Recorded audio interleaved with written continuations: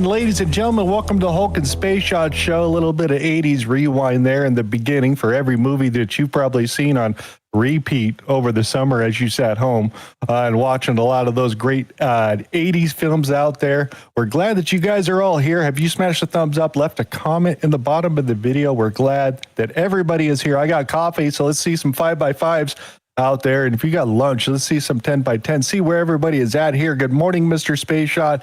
I picked the little 80s clip out there. Hopefully you enjoyed that. Oh, God, I'm a dude. I grew up in the 80s, and I'm very much a movie buff.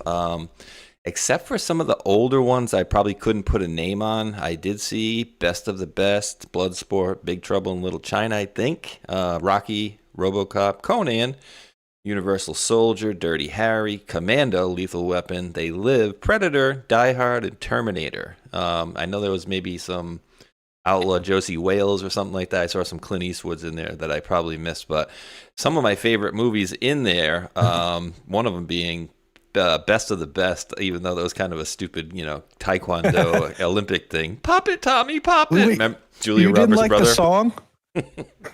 It was very uplifting, we could say, right? It definitely pumps you up for this Saturday for sure. But yeah, that was Julia Roberts' brother was in that, and probably one of the worst acting scenes I've ever seen in my life, where he broke his shoulder and he's telling the other guy to pop it, and he's like, "Pop it, Tommy, pop it." I'm like, "Oh, this dude is." That's why he's not an A-lister. But yeah, great clips there. And definitely pumped us up. It's toasty over here, dude. We're having a little bit of a heat wave going on here. It's like mid-90s, nice and toasty and humid. How about you guys? You guys close to 100 yet? Let's look to see if we're on the face of the fire of the sun yet. Checking into the weather desk out there. What's the weather look like? It's hot. Open up a window and look. It's melting. It's melting. They're telling me right now it is currently 84 degrees because we're only at 10 a.m. this morning already. Waiting for the weather desk to report back. Holy crap, what the hell's up with that? Come on. It's super humid here, dude. I wanted to see what the humidity level was. We got 88 degrees right now, and it's 61% humidity, which is actually not even some of the worst, because it usually gets bad. It gets pretty nasty here. It says it's 39% humidity right now, and it will be a high of 102 today. Hey, but you'll be low humid. So I feel like 102 with, I don't know. I wish you could like get off or even not get out of a room or off a plane, but switch one room to the next and then see what the difference is. Because people always go, oh, it's 120 in, whatever state. But they're like, yeah, it's low humidity and it's worse, 85 degrees with high humidity in this area. So I don't know. I don't know how, the difference would be if it's 102 and low humidity versus 88 where we are and say 60 or 70% humidity. Well, that humidity level, it's not bad. It is kind of high normally for Southern California. We're normally down below 20, which is that kind of dry moisture type of thing out there. Quickly, I did want to say thank you to Maga D. I 1776, if I got that right. I can see it from here, is now a monthly supporter. Thank you very much. Yay. So it is getting warm out there. We might as well do weather shit first then, huh? Since we're already talking about that. Do you want to know why? Why? We might as well talk about the why. Where did I hide it over here? Anybody? Bueller. Right here. We'll start right here. Just as long as we start over here on the global warming side of things, would you like to read this great little comment right here? Why not? Last month, Earth dropped it to its coldest temperature in 14 years. Wait, I thought we had global warming. We're warming up. I swear we are. Feels like it anyway. But Antarctica's Concordia Research Station recorded the frigid temperature of negative 119.4 degrees or 84.1 Celsius. These extreme sub-freezing reports are the coldest to be recorded anywhere on Earth since 2012, when temps at Russia's Vostok station in East Antarctica reached negative 119.6 Fahrenheit. So 0.2 degrees in 2012. And then we ran into this. Seasonal model is forecasting what could be the warmest winter on record across Canada, largely driven by the tropic Pacific Northwest, the super El Nino that's cooking up over here. So yeah, everybody's going to get dry weather. If it turns out to be not a wet weather event into Southern California, that would be really, really interesting. I think it's going to get super wet, and it's going to drench the whole United States. It even took the jet stream, dude, made a weird jet stream deal all the way down into like Florida over here, doing some really weird stuff because of the El Nino, the way it's pulling down the jet stream. And then obviously we're leaving this big heat dome, and that's why you're hot right now. So yeah, all that humid moisture air just sitting over the United States. Excuse me. Little sipping on a little grandpa's cough medicine this morning, are we? Don't drink that. I hiccuped as soon as I went to go take a drink. Dude, somebody put in the chat that we're talking about Eric Roberts. Darling USA said he was pretty good in King of the Gypsies, though. What? And Eric Who? Roberts, King of the Gypsies. But dude, do you remember this movie? Daryl Hannah and Eric Roberts in a movie called Star 80, where he ended up like I think she killed him in the movie, but he beat her. Sounds familiar. At one point, and another epic, horrible acting scene. He's apologizing after he smacks her, and he's like, "I'm so sorry." That was another one. I don't know. His acting rubs me the wrong way, and knowing that he's the brother to Julia Roberts, it's like, oh, I guess the apple fell far from the tree on that one. Now I'm lost. Where are we going to next? We're going on a trip to Weathertown, USA. A little rocket ship zooming through. Are they still on fire up there in Canada? Because I did see some folks in the chat saying that there's no longer smoke in their area. The stuff's going to be on. It's still on fire. It's just not as bad as it was. They're still having the issues of fighting the fires up in Washington, where they burned, I think it was almost 900 structures in the town, 60,000 people evacuated. So yeah, not as big as what they did in the Palisades, but the same game plan again. But yeah, they're going to blame it all on climate change themselves, and never mind that PG&E burned down most of California over there, and they tried to hide the video of that said incident, and then Karen Bass decided to defund the fire department and then go to, I think she went to Kenya or someplace in Africa for a few days while the whole California burned down. Yeah, good times. Funny how that happens, right? And dude, I've shown, I even have videos in my computer right now from my pre-Q days where it flies right in the face of what they're telling us for global warming, which is in the early, I think right up until, I want to say the late 70s, early 80s, they were thinking we were going into an ice age, essentially. So like, oh, we might be, it's getting colder, we're about to go into an ice age. And then all of a sudden it was like, oh, global warming, it's getting really hot all of a sudden. It's like, is it really? I don't know. But it is toasty today, I'll tell you what. Toasty and humid. Yeah, so this winter should be interesting. We'll probably have a little bit dry weather right before the monsoon kicks up. They're looking at numbers here. Actually, let's read through this. You want to read this here for everybody?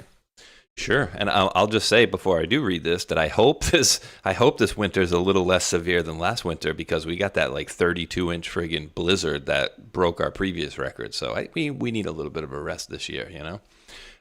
Mr. Akash Gupta. The last super El Nino erased $5.7 trillion from the global economy. The World Bank's official damage estimate was $45 billion. The undercount was more than 100 times, and the one forming right now is forecast to be even stronger. In 1998, coffee and cocoa harvest failed, rice crops drowned, and grocery prices jumped worldwide. Peru's fishing industry collapsed in a single season. California got a month of nearly nonstop rain, with mudslides taking out the entire neighborhoods. Insurance premiums in flood zones never came back down. The same movie is loading now. Forecasters are calling for atmospheric rivers slamming California, ice storms from Texas across the southeast, strangely warm Canadian winter, and supercharged Pacific typhoons. Cocoa, coffee, and rice futures already starting moving in May. Your chocolate bar and your morning coffee are the first places you'll feel a Pacific Ocean running 3 degrees hot. And the pain outlasts the weather. Dartmouth tracked economies for a decade after each event and found the damage compounds for up to 14 years because money that would have gone to growth goes to rebuilding instead. That's how a $45 billion disaster quietly became $5.7 trillion. The strange part is how visible this is. Earthquakes give 0 warning, hurricanes give days. This one gave the world months, with odds climbing from 22% in March to above 90% now. The most predictable $1 trillion event on Earth, and almost nobody has changed a single plan. Ooh. Meteorologists warns that the coming Super El Nino could be the strongest in 500 to 1,000 years, is what they're saying over there on that side. As we can see, what took the jet stream all the way down to the bottom of Texas, way down there. So that's why we got some cold spots jumping around. This was earlier in the week on the first back there. They were pointing that thing out there, and then they had the weird jet stream going and curly-cueing around Florida there. In the season forecasting, you most never get a signal as strong as this. Our winter model are unanimously forecasting very strong subtropical jet stream in pink. It makes sense. It's likely to be the strongest El Nino on record. What does that mean? Well, most certainly in a very rainy, cool winter in the South, Gulf Coast, and Florida. It probably means frequent fronts and some squall lines, and very possibly tornadoes break out in the South. This would probably get bad for you guys, for the tornadoes.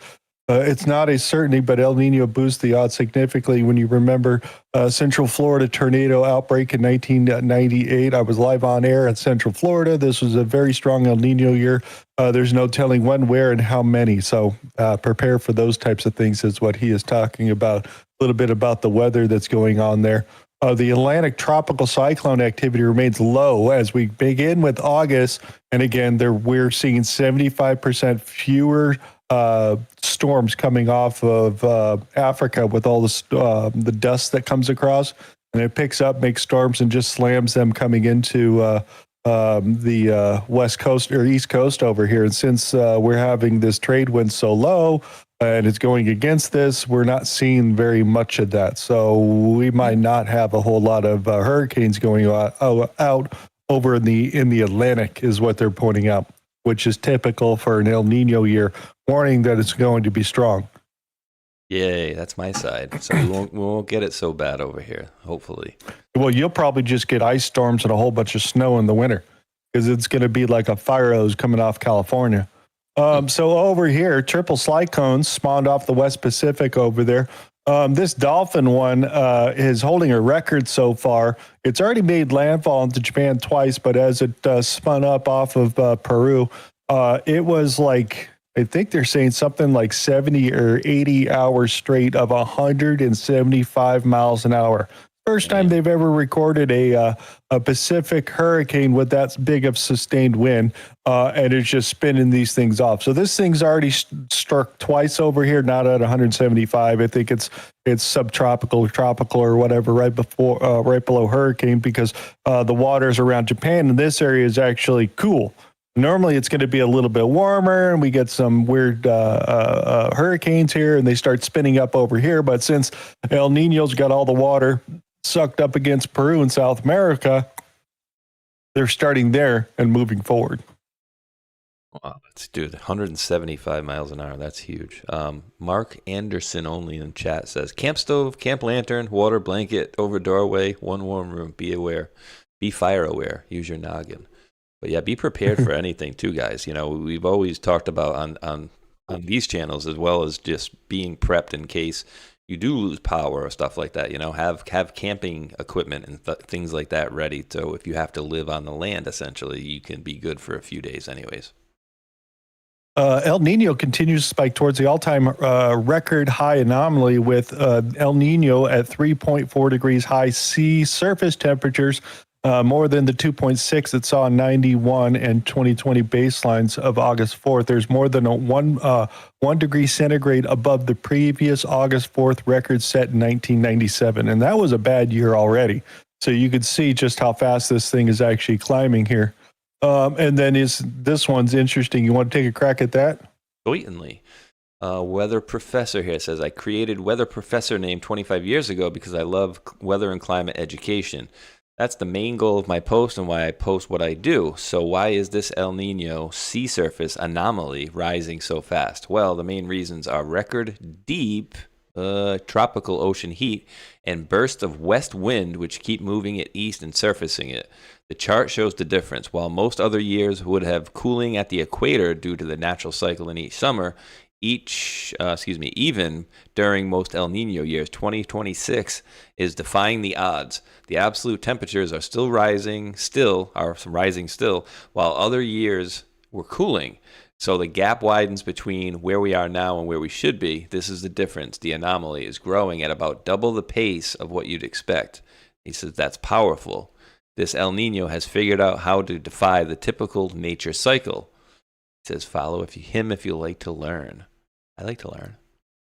Yeah, so we're going to hit a record. They're going to think it's going to end up at like 4.2 degrees higher Fahrenheit in the weather, which is normally a big giant like dragster motor basically ready to go. Just hit the go button and then it should start peeling off storms as it starts to really light up somewhere at the end of November. So we'll see what's going to happen on that side. So that's on that. We'll see what happens. So that was our quick weather deal. Hi guys, good morning everybody out there in chat itself. Some people are saying, one person says, Trueheart, we had so much rain this week that an ant colony took refuge behind the driver's seat of my car coming from Trueheart out in chat. Missouri is supposed to be cold in Donna J. NorCal, Starface says it's 88 degrees. Dunhee says, I remember the first time they ever said El Nino and La Nina in the 90s. Before then, we didn't even know about them. Yeah, true. Well, I remember it always being here in Southern California because we're always affected with it. So I remember them talking about it in the 80s when we had the bad storms and all that, or the dry winters where we didn't get any rain. That was some crazy times back then. It's uncharted territory, so we'll see. But I often wonder too, like the push for negative and positive thoughts online overall, right? Like how much do what we all believe will happen will push what actually happens, right? So if you have millions and millions of people saying, "Oh no, this El Nino thing's coming," believing it, does that have a more chance of happening than millions of people thinking it's not going to happen? And I do think there is something to that. And I think that's why we constantly get barraged with negative stories all the time to keep us into that negative mind state. Not saying this is what's going on here, but we shall see, dude. I mean, are we going to get any more earthquakes for this stuff or is this mainly a hurricane-driven deal? Well, it's normally just hurricane-driven deal. There's not really anything called earthquake weather. They haven't associated anything with it. The only report on the earthquake thing was they took some soil samples off of I can't remember the name of the fault off of Oregon, where the three plates come together out the Pacific Northwest up there. But they went and looked and realized that if that thing hits that it can release a 9.0 off of that particular fault. And when they do have large earthquakes off of that fault of the Pacific Northwest, that it would light off the entire fault line in Southern California, especially the one that I live right next to, like 10 miles away, that runs up the 15 up there. Yeah, that's going to be really great. So that's the San Andreas one? It's the San Andreas, and there's another one that kind of goes north towards Vegas. It goes between the mountains over there. Can't remember exactly what it's called, but that one's lights off, really big one. So I'm kind of in the intersection of a Y, if you want to think about that, about 10 miles away from me. So yeah, it's going to be awesome. Is it the Cascadia one? Jake? S. Stevenson wrote Cascadia. Yes, Cascadia, way up there at the north, yes. That is the name of it. I always forget that name. But it's landlocked. It hasn't had one, and it's like hundreds of years overdue. So, yeah. That's good news. Well, I like what Trueheart, earthquake weather is dependent on HARP. Yeah, I agree with that. That is 100% factual statement itself. Yeah, that's how they can excite the land to light up when you get enough the HARP frequencies running through the planet itself, you could light faults off. Yeah, remember when the guy in Japan over there, I can't remember, was he the vice premier or whatever, said that his country was threatened with an earthquake weapon in 2011? Mm-hmm. Absolutely, and they can do these things. A while ago, I remember, I don't even remember who it was, but they were talking about how, say, like the Russians can mess with the jet stream. Essentially, it's almost like kind of like flicking a string, like a harp string almost, but like they can mess with it, say over there in Russia, and then it can have an effect on where that jet stream goes and who is in the path of that jet stream. So I wouldn't doubt it, dude. They are some diabolical individuals out there. Yep, exactly. Remember that time that the hurricane was blown away from Mar-a-Lago, Florida? Or you remember that one time where down in Texas, they had that hurricane that just sat over, was it Houston and all that for like 2 or 3 days? And, because it went out into the ocean and came back and did a bunch of weird shit. Yeah. We're looking at the radar burst and stuff like that. That's what we're talking with, what's his name? The earthquake dude, Dutch Sense. He talked about and educated us on how they can use the radar stations to pull and push storms. Yeah, the weather. You cold will make it less, and I think hot will make it more. But Hulk, why go back so far? Remember a month and 4 days ago on 4th of July, the UFC event. It went right around the White House. It's amazing. They split that storm right around the White House. It was crazy. Crazy kids. Exactly. What else do we got for you? Well, we should go back to the front and rip the Band-Aid off of this particular story here. And we're going to start right here on this side. Would you like to read this for everybody? Oh, I would love to. Queer anchor whines after Clay Travis offered $10 million to the WNBA's Las Vegas Aces if they could beat a high school boys team, appearing to completely miss his point. Travis's challenge came in response to the trans insanity surrounding the WNBA. The queer anchor, Jana Shortle, appeared to lack the mental capability to comprehend why Travis made the challenge. Quote, "They think women's sports are a joke. Good night. Liberal media will just give any female with this haircut a job." Dude, you know what I thought it was? Or who I thought it was that lost some weight really quick? Yep, Rosie O'Donnell. I literally was like, wait, did Rosie O'Donnell lose a lot of weight? So, yeah, this is true. The Clay and Buck radio station, that Clay Travis has put out an offer of $10 million, and he will pay it if everybody participates by the rules and they win, that he'll give them $10 million. But he's proving to make an actual point that they don't think they could do it, because he always brings up the women's soccer team that played the high school team, and it was like 0-15. They like beat the hell out of them really, really bad, and the girls team couldn't even score one goal against the bunch of boys playing soccer. Well, they better play this game quick, because of another story I'm sure we're going to show in a little bit. Well, that leads to this announcement over here. So we're going to go ahead and just go to the tape on this one.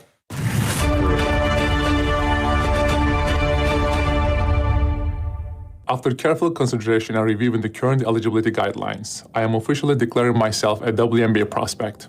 If simply declaring who you are is all that's required, then I meet every single requirement necessary to compete in the WNBA. My team and I have carefully examined the WNBA's eligibility criteria and governing framework surrounding self-identification and inclusion. Based on the current guidelines, I can and am officially declaring my eligibility for the upcoming WNBA draft in May 2027. I am definitely not here to mock, make fun of, or disrespect any community or personal choices. I am simply asking that the current rules be applied equally to everyone. The rules that represent the very values many WNBA players and coaches have publicly advocated for. My team and I are prepared to ensure these guidelines are applied equally, consistently, and without exception. And I look forward to the WNBA honoring its stated principles. See you at training camp.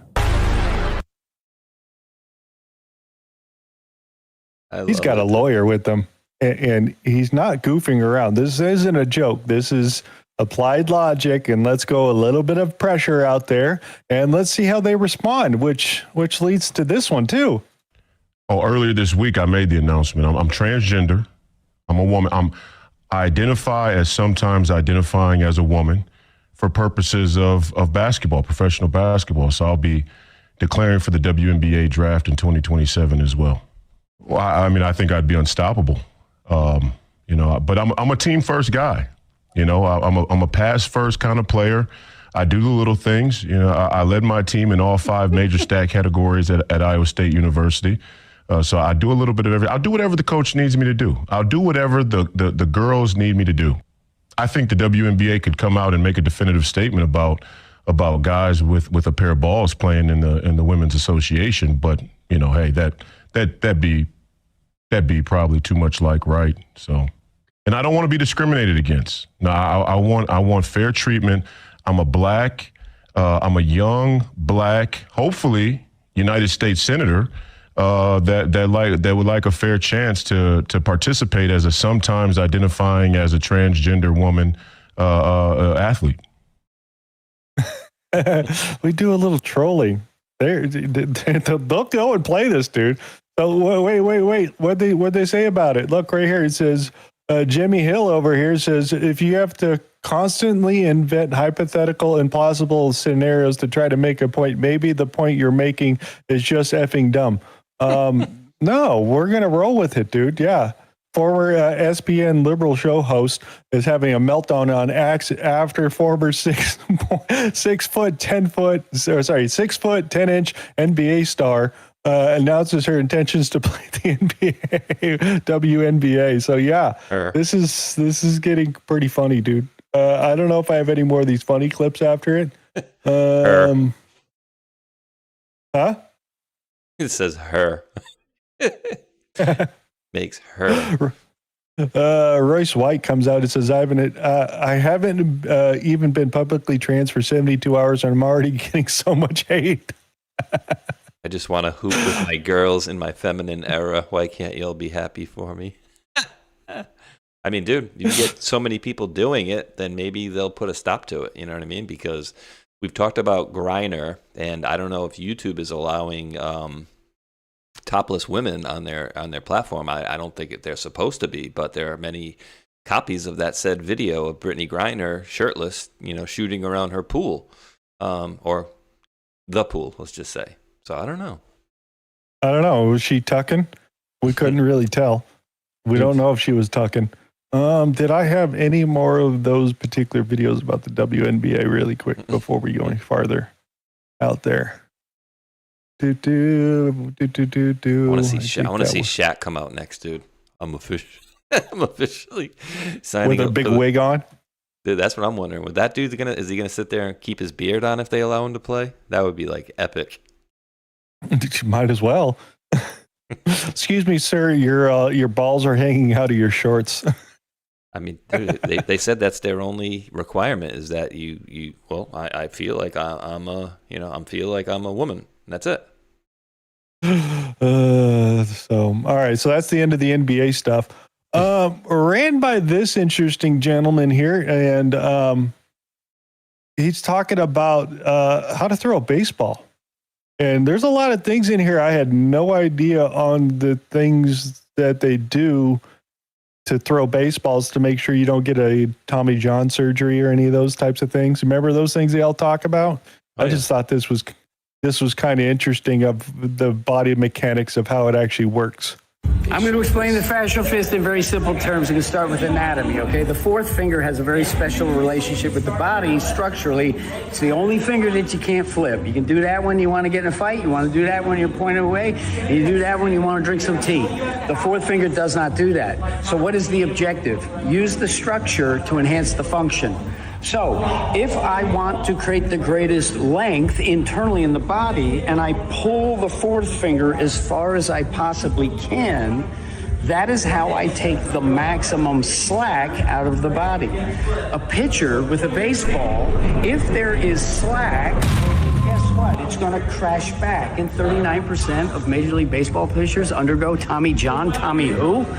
He's more famous now than when he played in the 70s. All right, so we have this. You can see this, right? It ties in and it connects and integrates everything, and it creates that. Okay, now which is the finger that opposes all the other fingers? You tell me. I'll tell you. It's the thumb. Yay! So now, what do I want to do? I want to have the maximum length through the thumb and the fourth finger. How do we do it? Well, there's a biomechanical end-game position that will create the longest and strongest relationship of the distal extremity. Sorry, I used the big word. That just means the end, right? The hand, the fingers, down to the feet. So we have a structure where when we dial it and we make that fourth finger go as far as we possibly can, it's a Fibonacci spiral. Sorry to use big words, okay?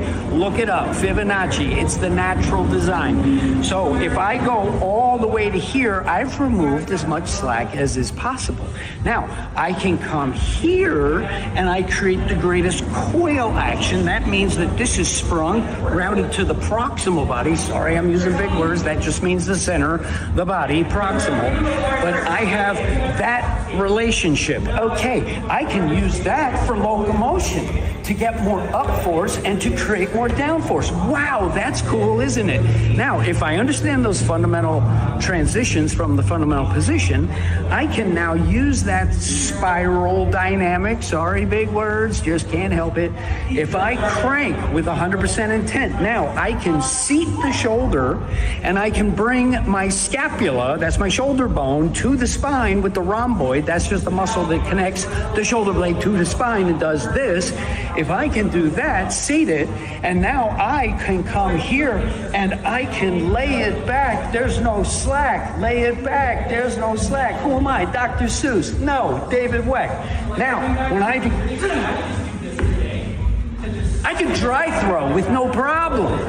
And I can pattern that so that my body understands the fullest length and the fullest strength.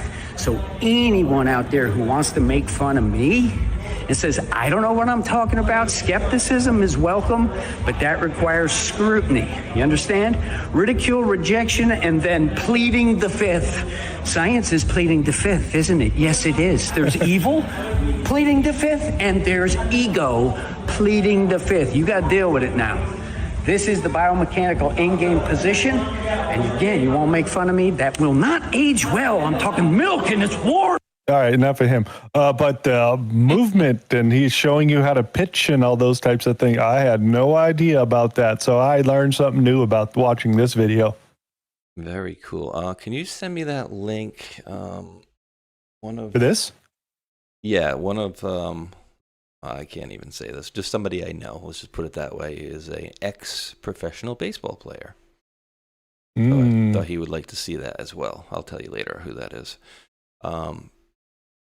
But very cool stuff. So basically what he's saying is if there is slack in there, it's kind of like that thing where it will basically yank your arm out of the socket.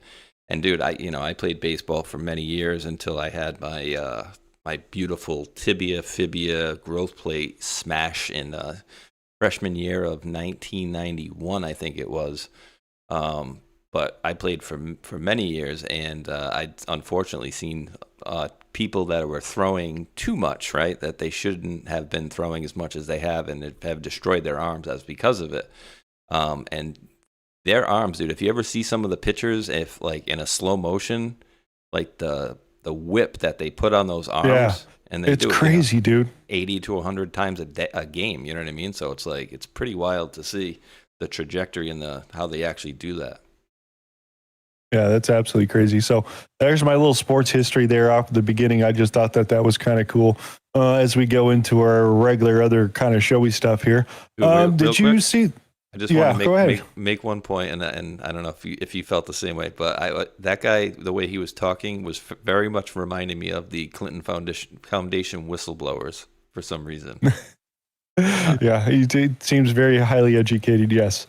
Did you see that they finished up the Golden Arts of War sculptures representing the valor and sacrifice near the Lincoln Memorial? I thought this looked really cool, dude. You guys haven't seen it? That is awesome. I don't even know if there's audio in the clip. No, they always do the freaking stupid music at the bottom there. I just thought that was cool. It took a few weeks for them to coat that all in gold, and I think it looks good. The locals really like it because they've never seen it like this. So, Oh, wow. I think it looks cool. That's what it looked like before. Yeah, that was before. Well, a little history lesson on that one, buddy. Historically, gilding statues in gold has often symbolized power, divine favor, blah, blah, blah, prominence of ruler, whatever, triumph and victory. Victorious rulers often gilded statues of themselves or their gods to celebrate military success and project strength. But it does look super cool, dude. Like, I wonder if that was gold at one point and it got to that. No, it's just wrapped in gold. That is. No, it's gilded. Just a thin paper. What else do we got here? Oh, yeah. Ran by this one here talking about Trump's travel habits again. You don't sleep much. Not really. And nor does Do you? President Trump. No, I know. I slept 4 hours last night. And you feel fine? Okay, that's I'm on my, this is my 4th cup of coffee. 4 hours is nuts. 4 hours is I got Trump 4 level. hours. Yeah. And the night before was like 6, before that was like 7. So it varies. But is that what he sleeps? Like 4 hours? He does not sleep. Yeah, I did Fox and Friends finance segment, and it was just on Gen Zs and finance. And one of the executive producers like, we just want to show you around. And they showed me the control room.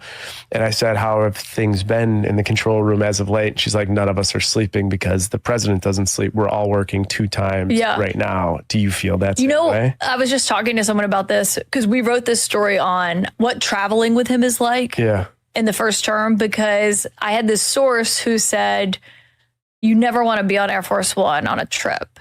And I said, why? Like, you'd think you want to be in the axis of power close to Trump. He doesn't sleep on these trips. And you're going to Asia or something, and that's kind of the only time you're going to sleep before you go on this trip. Yeah. But Trump is just always up and talking, and he'll have them go wake staff up if they're asleep because he wants to talk to them.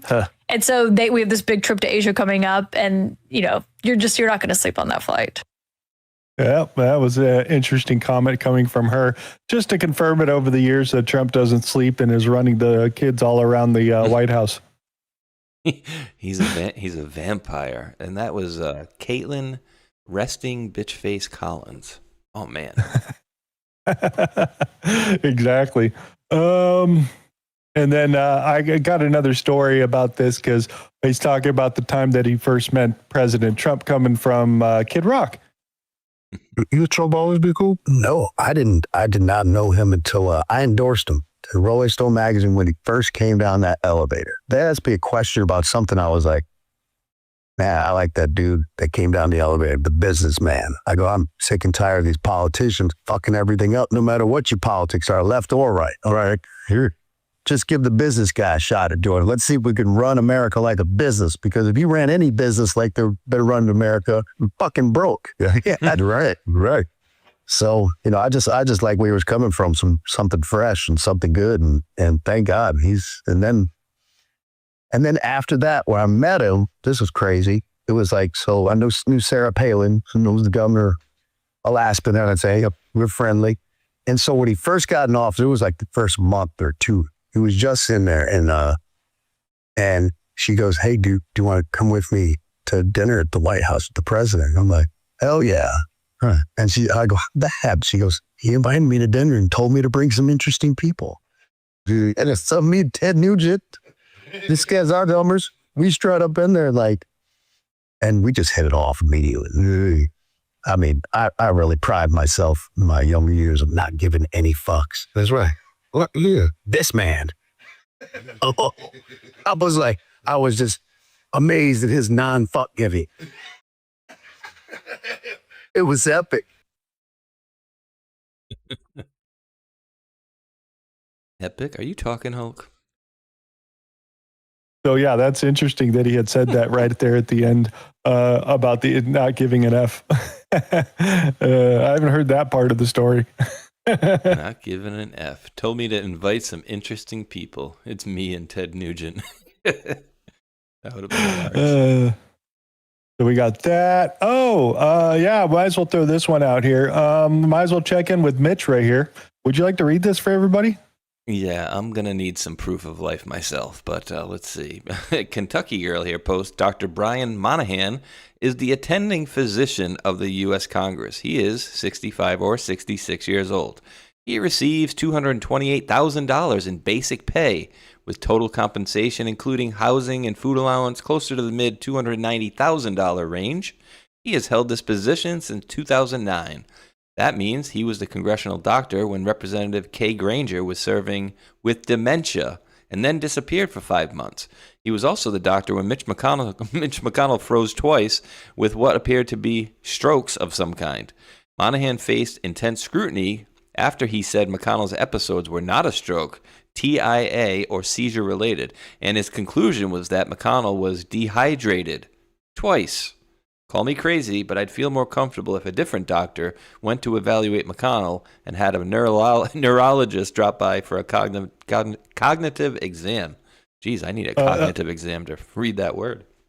Yeah. Also, I'd like to point out would be this, I believe, the same doctor that would have said Biden's okay. Maybe. Just saying. Maybe they had they confided in each other. Yeah. Biden's good. They're all in the same. They're all in the same boat. Good. No, he's fine. He's fine. Didn't he just fall off his bicycle? No, he's good. Didn't he just walk off stage like in the completely wrong? No, he's fine. Wait, didn't he walk off into the woods when everybody else went left and right and he went back straight? He's fine. Wait, he just fell in front of he just fell in front of the whole Navy graduating class. It's cool. Don't worry about it. So that's going down here. What else do we got? A little bit of newsy here as we get into another clip.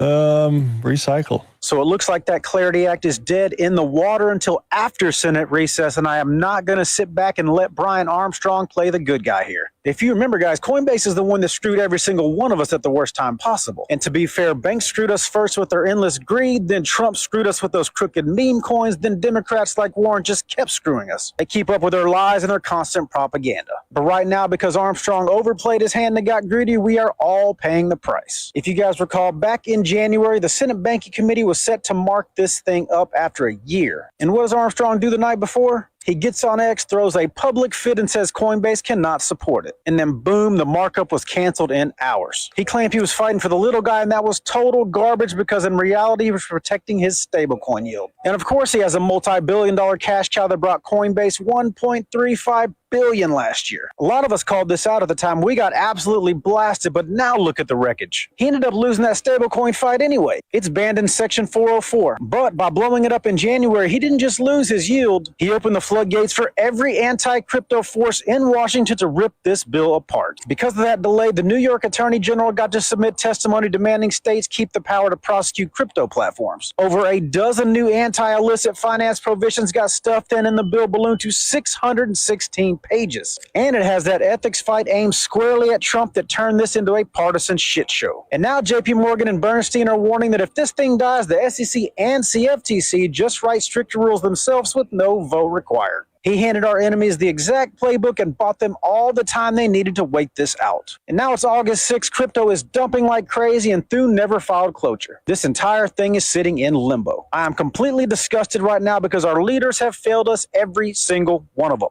So, Clarity Act doesn't seem to want to be making here, and the rules that they were trying to instill in there to make sure that everybody had a bipartisan view of what was going to happen. Seems like it's just going to be made up by the rule makers themselves.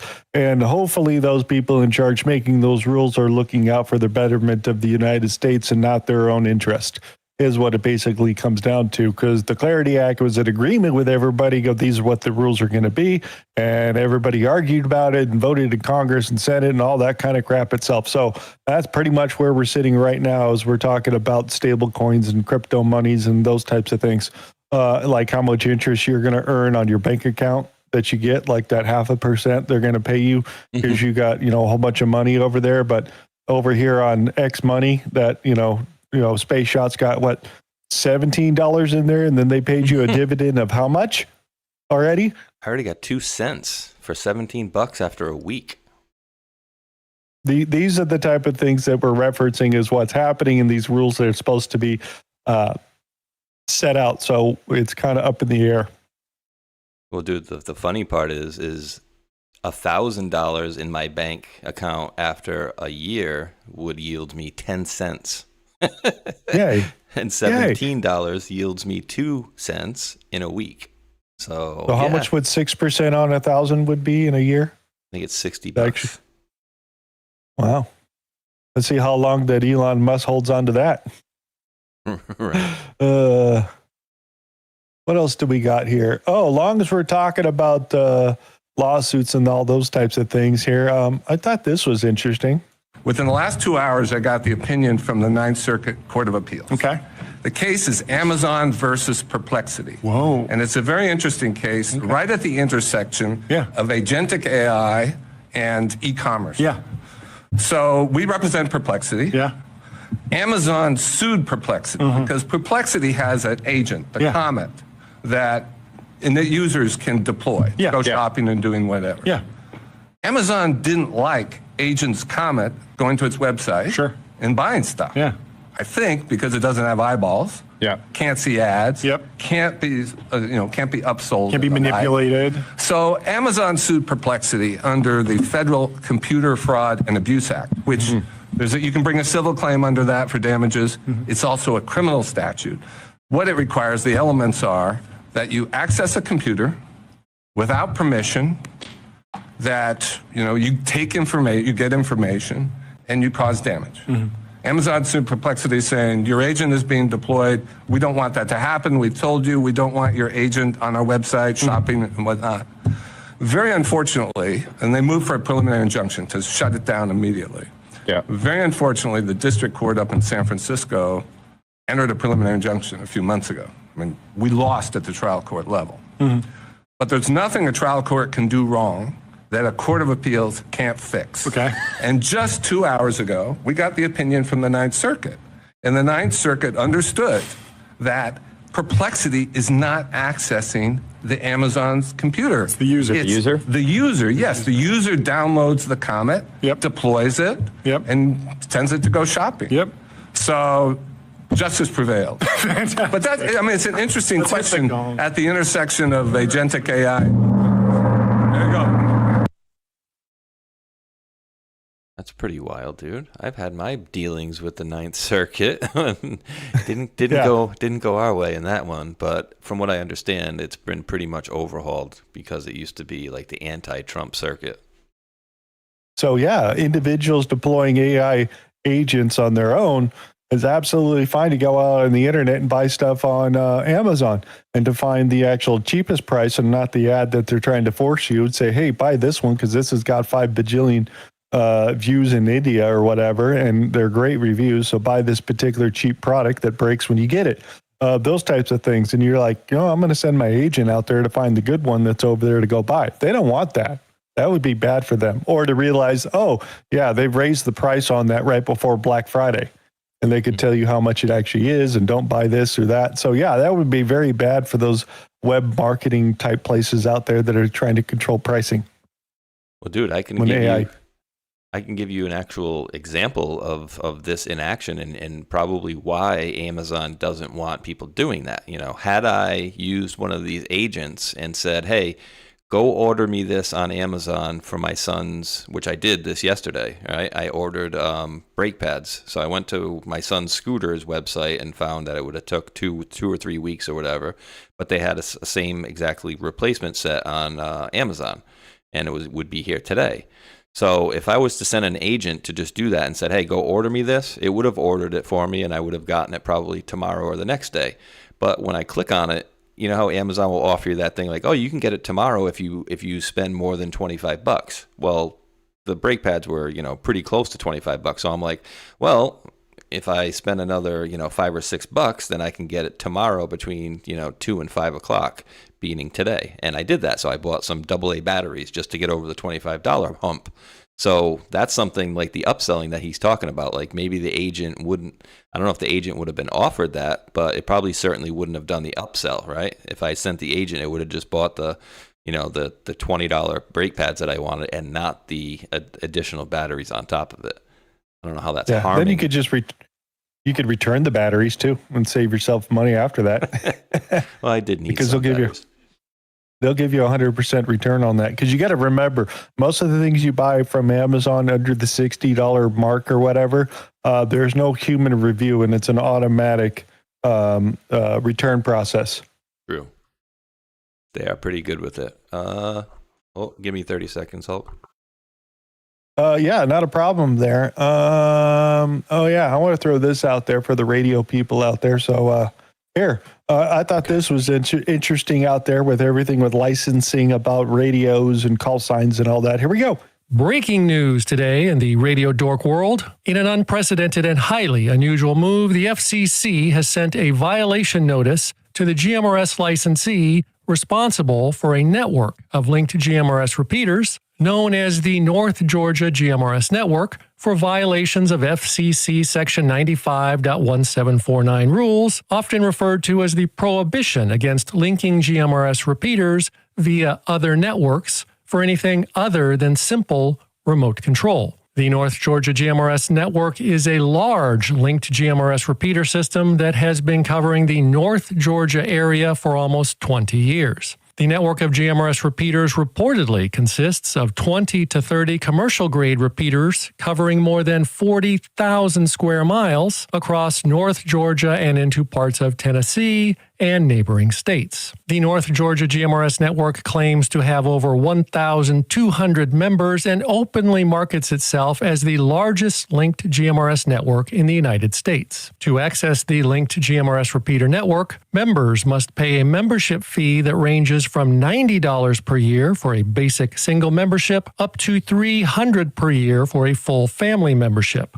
Critics of the linked GMRS repeater network claim that monopolizing the airwaves with such a large network of repeaters leaves little room for other repeaters and effectively turns the shared public GMRS channels into a pay-to-access service. Critics also point out that linking GMRS repeaters over the internet violates FCC Part 95 rules, particularly the prohibition on interconnecting stations in ways that create wide area voice networks, which the FCC has clarified recently, removing any doubt that the group is in violation of FCC rules. According to the FCC, the licensee, GMRS call sign WQYU407, must now respond in writing to the FCC's violation notice to fully explain these violations, how he plans to prevent these violations from continuing, and he must lay out a timeline for completing the corrective actions. Stay subscribed to the Not a Rubicon News Network for any. Yeah, the government doesn't like that when you got your own private communication network. You can communicate a large areas, share data, make calls, all off of outside the government itself. They don't like that, especially if you're going to charge access for it. They definitely frown upon those types of things out there. So yeah, that's what they're basically talking about. You can't run a private communication network that people pay yearly access for. Sorry. You still there, Spaceshot? Yeah, I'm back. I thought that was sounding like Professor St. Ange there, a little bit there. Is that dude still, he was the one that was sick, right? Was that the dude that was sick? Who? The guy that used to do the financial updates like every Friday, Professor St. Ange. I don't know who you're talking about. Jeez, you're bad, bro. Oh, I don't know. Yeah, You used to bring like at least one story of this guy's like every week for like. You'd have to show me it. I don't remember. I focus on the stories. Know who has the account, by the way. All right, here's his link down the bottom for his account. There you go. You're gonna be like, oh yeah, that guy. Yeah. Oh yeah. Oh yeah. I forget. I always forget his name. I know his fucking little face right there. No, I haven't brought him up. Wasn't that the dude that was sick, right? He always does the updates. You're thinking of the Dilbert guy. Got sick and died. Oh, okay, he did. Okay, good. All right, I don't want to put any sickness on anybody. Okay. What was his name? The guy that wrote the Dilbert comments, and he died of cancer. Scott Adams. Yeah. Yes. That's who it was. Where did we leave off? Over here. Keep going. Oh yeah. Well, look at that, dude. Here, go ahead. Read this for everybody. X is officially discontinuing the Creator Revenue Share Program and replacing it with the Original Content Rewards Program. Starting September 8th, 2026, they will begin rolling out access for existing revenue sharing members to apply for the new program. Big changes are coming. You must be 18 years old, live in a country where Original Content Rewards Program is available, have an account in good standing, no history of repeated violating our monetization or terms of service, have a personal or business account, subscribe to Premium, X Premium, Premium Plus, or Premium Business, have at least 500 verified followers, have at least 500,000 home timeline impressions from verified users in the last 90 days, regularly post original content. So, dude, if you notice, since they changed it, I don't know, a few months ago, I've noticed that even like when we did the Table of Titans the other day, that you've noticed as well, when we'll play like Wall Street Apes, right? That was one of the accounts that was kind of doing the same thing where they would just take a clip of somebody. But what they're doing now to make it now, quote, original content is they're putting out the same thing that they would have done before. But then if you notice at the end, they're adding their commentary to it. That is transforming that into original content. So that's what people have to do rather than just simply, copying a video and uploading it and going, oh, here, that's mine. It's like, no, that's Fox News's. Yeah, exactly. So that's interesting. So changes are coming. So which means I forget his name, dude, the other dude that was running it now. A lot of that stuff ended up being true, that he was making up the numbers. Damn. So, yeah, it didn't turn out very well. Ran by comments that I just find absolutely amazing. You guys ready for this? Just listen to this particular comment. When you think you got useless people at work. Staffing, a good example of overstaffing would be the IRS has got 1,400 people who are dedicated to provisioning laptops and cell phones. So if you join the IRS, you get a laptop and a cell phone, you're provisioned. So if each of those IRS officers or employees provisioned 2 employees per day, you could provision the entire IRS in a little more than a month.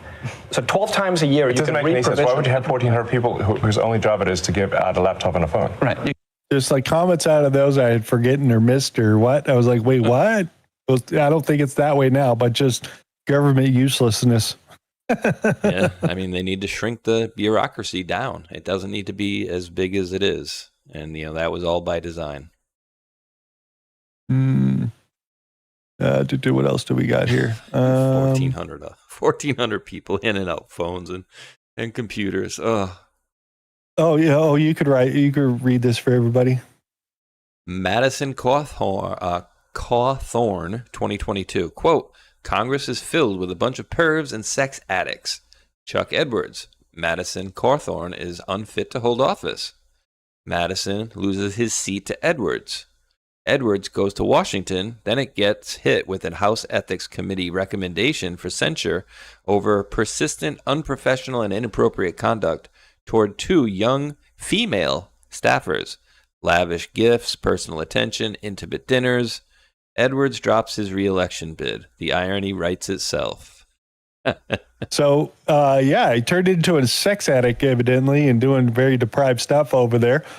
Being outside of his box and wouldn't calm down, and they actually had to do an ethics complaint against him. Out of all the stuff you could possibly think of, and I just want to remind everybody some of the things that he said about this. You're with It's House about of to get Cards, serious. Yes, I am. with Kevin Spacey, and I forget who else was in it. But anyway, Really well done show. Very Really well done very show. well done show. But it was so dirty, and it was about this congressman who was Kevin Spacey, who was, I think it was minority or majority whip. Yep. What was it? Yeah. And so anyway, very, very powerful guy. And it was just kind of like his secret life of all this corruption and power and money and perversion. And it was just dirty. How much, in your opinion, because you've been behind the veil, is this a fictitious show? Or is this more closer to like a documentary? Is it that bad? So I heard a former president that we had in the 90s was asked the question about this. And he gave an answer that I thought was so true. And he said, the only thing that's not accurate in that show is that you could never get a piece of legislation about about education passed that quickly. And everything else is good. Aside from that, I mean, the sexual perversion that goes on in Washington, I mean, being kind of a young guy in Washington, where the average age is probably 60 or 70, and I look at all these people, a lot of them that I've looked up to through my life. I've always paid attention to politics, guys that, then all of a sudden you get invited to, like, oh, hey, we're going to have kind of a sexual get-together at one of our homes. You should come. And I'm like, what did you just ask me to come to? Yeah. And then you realize they're asking you to come to an orgy. Yeah. Or the fact that, there's some of the people that are leading on the movement to try and remove, addiction in our country. And then you watch them do, a key bump of cocaine right in front of you. And it's like, wow, this is wild. Yeah. Yeah. It's absolutely great. That's what he said. And then he lost his re-election bid. Just like House of Cards. Yeah. He exposed it, and then he gets the old heave-ho. And, dude, let's not forget the, how do I say this safe for a family time show, the explicit video that was released of, let's just say, some bun buddies having a little gay-on-gay sex in the House, right? Wasn't it Congress, right? It was the Senate building. Yeah. It was in one of the, judicial testimony areas, dude, where the staffer was caught on film having gay sex, basically.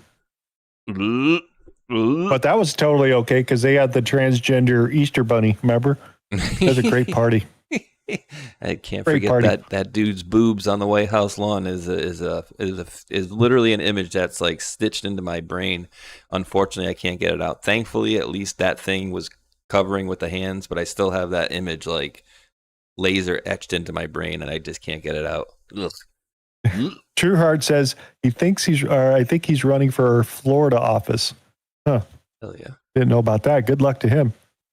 What else do we got here? Oh yeah, let's just check in with some of the Democrat areas there. Just see how well Seattle's doing. Because remember, we had the big fire up there, and they lost, almost 900 homes and 60,000 people had to evacuate. Shopping in Seattle is not what it used to be like. Oh, I gotta crank this. Right here used to be Old Navy. Now it is gone. This used to be Anthropologie. All the shopping right here is gone. This used to be the Loft. That corner right there used to be a big Starbucks. This used to be the Van store. One of the best smelling stores in Seattle, Abercrombie, used to be right here. Macy department store is no longer here. It used to be right here. Prime retail space right here in Seattle. Nothing's in it. One of the thriving businesses in downtown Seattle is the smoke shop. Pike's Market is directly behind me. Ross just recently closed 3 months ago. TJ Maxx used to be in that building up above. That's been closed for years. Walgreens is just barely holding on. And probably one of the reasons Walgreens is actually still alive in Seattle is because everything is locked up. Prime real estate for a restaurant. This used to be Hard Rock Cafe. Rocky Mountain Chocolate used to be right here. A local Seattle gift store here in Seattle can't even stay open. This used to be Lululemon. This street corner used to be a busy place. Now this whole entire street is empty. It's not all negative. And that's a huge amount of commercial real estate that now sits empty out there where nobody's paying any taxes on, and they're not buying any products, and the building's not paying property taxes because it probably end up going to foreclosure. So there's a huge issue with this commercial real estate that's rolling through. And on top of that, seeing the largest lender for home equity loans just cratered like 90% in the last 3 years. So it doesn't look very well on those types of things. And there's no, so this is all just, homelessness and basically home issues. There's no fires in that area, right? I don't think there was. This is just Democratic policies. Dude, it looks as dead as Washington, D.C. did in 21 and 22, where it was like a ghost town. Yeah, look, downtown, and it's got the water there and the other side. I mean, a really nice looking area out there, but you really think about it. And, San Francisco used to be really nice. And yeah, look what Democratic policies do. I'm really wondering if Steve Hilton can hold on to governorship and really turn the state of California around and really show the rest of the world what happens when the other party takes control. We'll see if it's going to turn out good or bad. Yeah. We got to see some change. Well, you guys have the resources for it, right? I mean, clearly the GDP is there, right? And so one can only assume, and I think it's a valid assumption, and because we've seen so much of it, is the fraud is so rampant that's why they're running it into the ground with all the. Besides the fire shit, they had that tunnel to nowhere or the train tracks to nowhere that they're building. So many issues that they've had, and I think if they do get a leader in there, like if Steve Hilton, if he does, basically commit to transforming the place, I don't think it'll be a very difficult thing. It's just basically doing what you are supposed to do and not, doing all these fraudulent things. Can be a very good thing. Yeah, it's going to be crazy. Oh yeah, she showed back up on the internet. Yeah, what did she have to say? Clean up, fix things. Clean up. You know, Yeah, there's going to be so much to fix.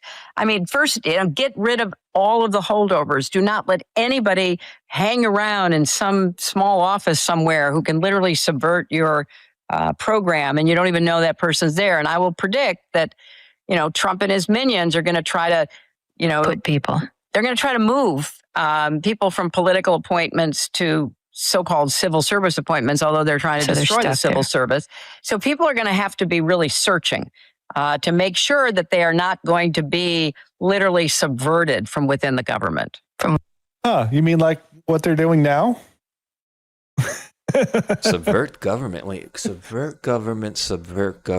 Where have we seen that in the past? I don't know where we've seen that. Oh, for like the last 8 or 9 years. Yeah, we've seen a little bit of that, and that's funny, right? Hello, pot. Meet kettle.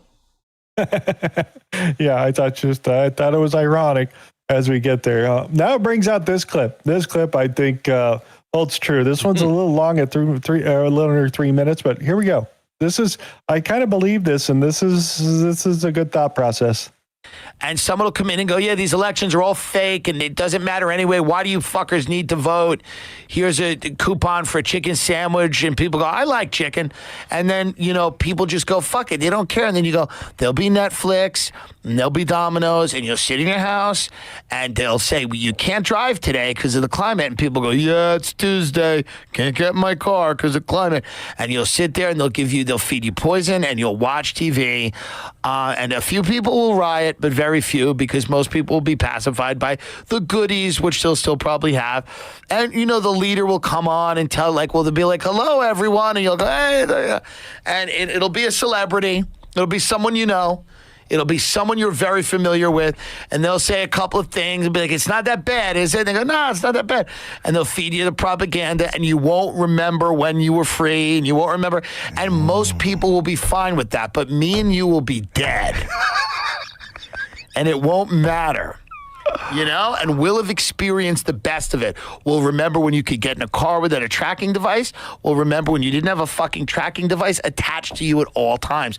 We'll remember when you could say what the fuck you want, alienate people, piss them off, and no one really cared and it didn't matter because you could wake up the next day and say, sorry, I was drunk, and it wasn't on fucking Twitter. People didn't have a record of what you did and what you said and where you were and who you fucked and everything else.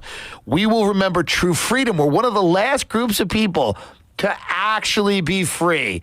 And we should all thank God for that, because the hellscape that's about to be created is going to be so bad, they won't even know how bad it is. It won't even feel like they're in prison, because those offices we talked about, people, they get to like them. Oh, there's creamer today. French vanilla, it's your favorite. It's coming. It's coming, and it's going to be so bad it won't even feel bad. But we'll be like, shit. Remember when you could do all those things you can't do anymore. But, and there'll be a few people that remember it, and then they'll take all those books about that shit and burn the fuck out of them. They'll go, well, those aren't good. Racism, homophobia, it's not burn. And people will forget when you were free, and they will just kind of create a society based on goodies, little rewards, and the addiction to celebrity, where our leaders will all be celebrities who will tell you on closed circuit television how good things are going. And you'll go, good, thanks. That's what's going to happen. Thoughts on that? Yeah. I think it's pretty... Go ahead. You won't remember when you were free, and most people will be fine with that. But you and me will be dead. What? I don't get it. Because they're talking about the society that we're growing up in, and they try to always control the narrative and get us to look here, not there. Those types of things. We've been training for that type of ideology for the last 7-8 years, guys. We've been watching it, and a lot of us remember the way the world was, and not the world that they're trying to tell us it was. So that's the big point. Yeah, they want us to believe, that our history was different than it really was, right? And they want us to make it look like our country is this horrible racist country and it was never great. And that was really cute for me for a while, dude. It's like when they were saying, "Oh, want to make America great again." Oh, tell me when it was ever great. Like, dude, been the best friggin' country on the planet for how long? So, like, don't tell me that we're not great when you have millions of people trying to get over here to live here constantly, because we're so bad that all these people want to come here, right? So yeah, somebody put in chat here. Wilby Cooper says yes, entertaining ourselves to death, and I like the way that Roger Waters put it on his album called "Amused to Death." It's a great album. If you ever get a chance to listen to it, recommend it. Comfortably numb, dude. You want to hear something hilarious? I think I've told you before, and I've told a few folks on the live stream. But so my son, being close to 16 now, he's like Mr. Fact Checker now, right? So anything I say, it's like, oh, let me check this out immediately. But so we're driving to going to the store the other day, and Pink Floyd The Wall comes on, and he looks at me, he goes, "You know who sings this one?" And I'm like, I look at him and I go, yeah, everybody knows who sings this one. And he's like, "Who?" I'm like, "Dude, I just told you I know who sings this one." Like, everybody knows Pink Floyd The Wall. I just thought it was funny since you brought up Roger Waters. There's two singers in Pink Floyd, by the way. Well, it was Pink Floyd, the song, right? Yeah. Well, that's the name of the band. There's not a song called Pink Floyd as far as I know. But there are two singers in Pink Floyd. Exactly. But actually, do you remember this? And I don't know if anybody else remembers this. Do you ever remember hearing, actually, let me ask you like this. Have you ever heard a story about Roger Waters and acid? Don't know. I need more info than that. Let's see if anybody in the chat remembers that he consumed, let's just say, a lot of acid at one point. Like, but before a concert or something? Yeah, I'm just wondering if anybody remembers that specifically, because maybe it was, probably just a BS rumor or whatever. But didn't he wasn't he a psych ward for a little while? I have no idea what you're talking about. There's David Gilmour's one singer and a guitarist, and then Roger Waters. Yeah. Let me see. Roger Waters. So this was years ago. And maybe it was just a shot glass. Shot glass of acid? I have no idea what you're talking about, dude. You're all on your own, sir. Come on, man. So if you want me to go to the next story, I will, but go ahead. Go for it.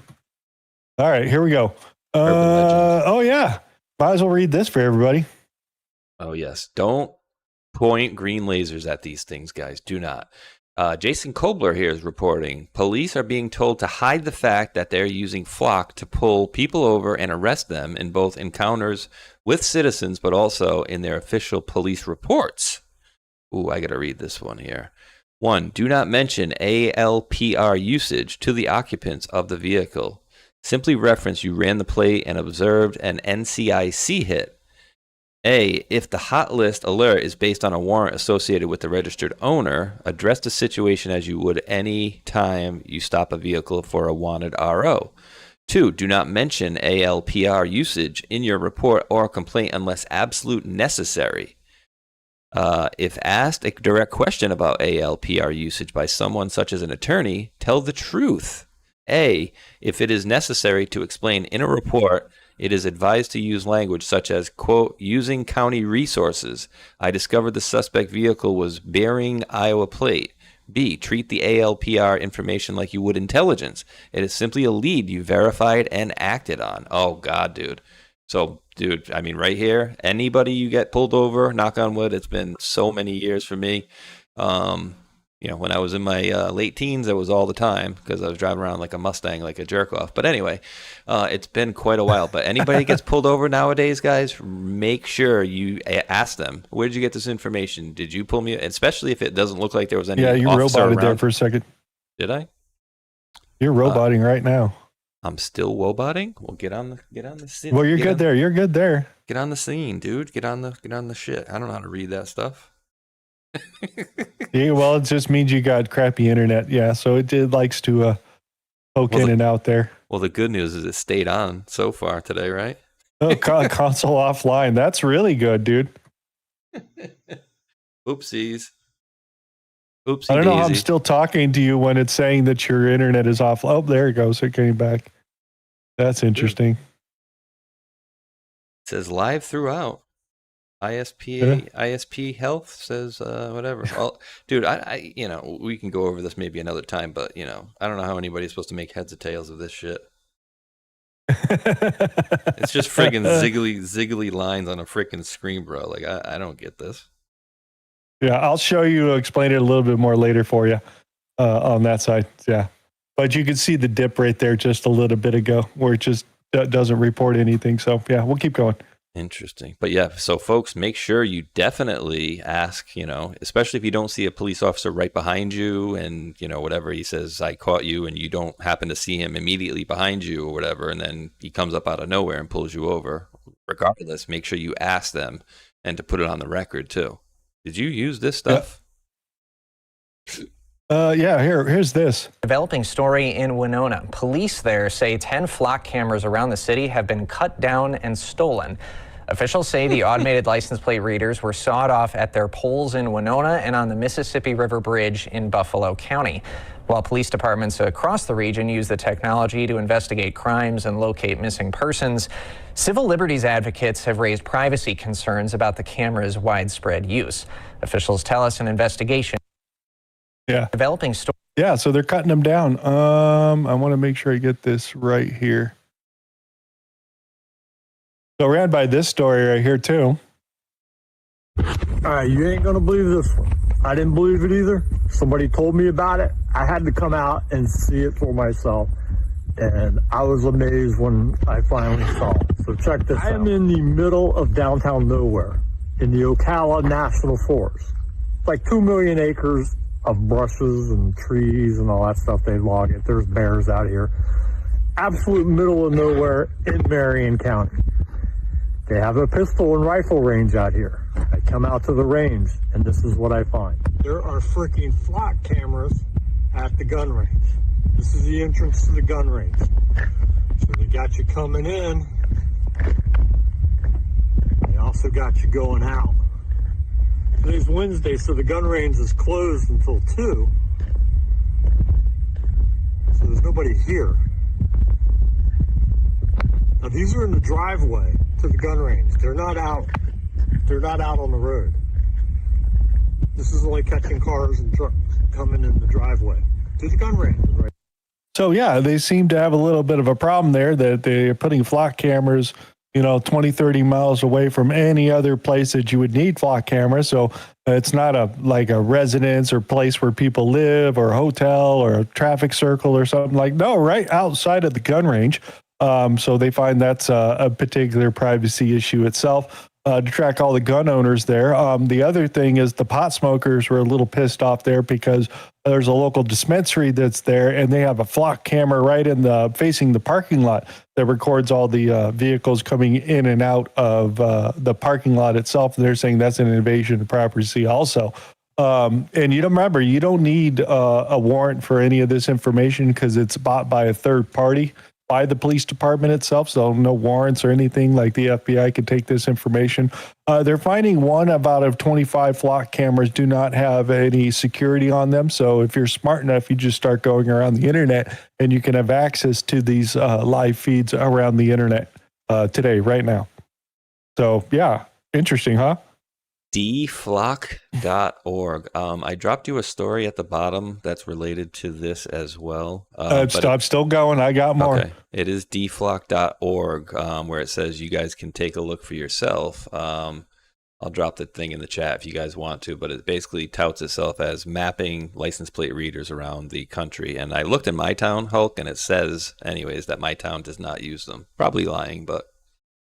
Yeah, so here, read by this. South Lamador Trail. Jacob Petrosky, 194 South Lamador Trail. Good evening. I hope you guys have been having a great summer. I know I have. I've spent the last several months talking to people all over Casa Grande, and one thing keeps coming up: safety. So today I'm excited to announce a new company called Shepherd Safety. Our mission is simple: keep government officials and their families safe. We're launching satellites to watch over Casa Grande day and night. Our AI will monitor where government officials go, where they stop, who they meet with, and when they return home. We've already started collecting and building profiles on your vehicles, spouses' vehicles, children's vehicles, and other visual characteristics. We'll combine that information with publicly available data, Bluetooth signals, advertising IDs, vehicle information, commercial data sources, so our authorized users can replay the movements of every government official and their immediate family. There's no difference than the current flock safety capture systems. Everything will be stored securely, and only authorized users will have access. Local businesses will be invited to join our network so government officials can continue being protected while shopping, eating, or traveling throughout the city. Some of you might think this sounds invasive, and you may worry about abuse, you may worry about unauthorized access, tracking innocent people. We understand those concerns. After all, those are the exact same concerns of all the citizens. What, 864 now? Something like that? But we've been told not to worry, because if you're doing nothing wrong, you got nothing to hide. It's okay. You have no expectation of privacy in public. So if we track all your movement, put it up online, it's okay. Only authorized users will have access, we made that clear. And we're only going to store the data for 30 days, which is the footage. So it's no different from Flock. It's no problem. Privacy doesn't stop being important because someone says the word safety, okay? We shouldn't accept this level of surveillance, our elected officials and their families, and we shouldn't accept it for ourselves. Now, this is satire. I would never do this to you. Could I? Probably. But I wouldn't, because it's wrong. Just like what you guys are doing to us is wrong. I'm innocent. I don't do anything wrong. You're tracking and uploading my information, my movements every day without my permission. And I don't appreciate it. And I'd like you to stop. I'd like you to do something about it. I'd like you to put it behind a warrant, just like my phone records. That's what I'm asking you guys to do. Thanks. Yes, I will drop that copy of this thing for everybody out there.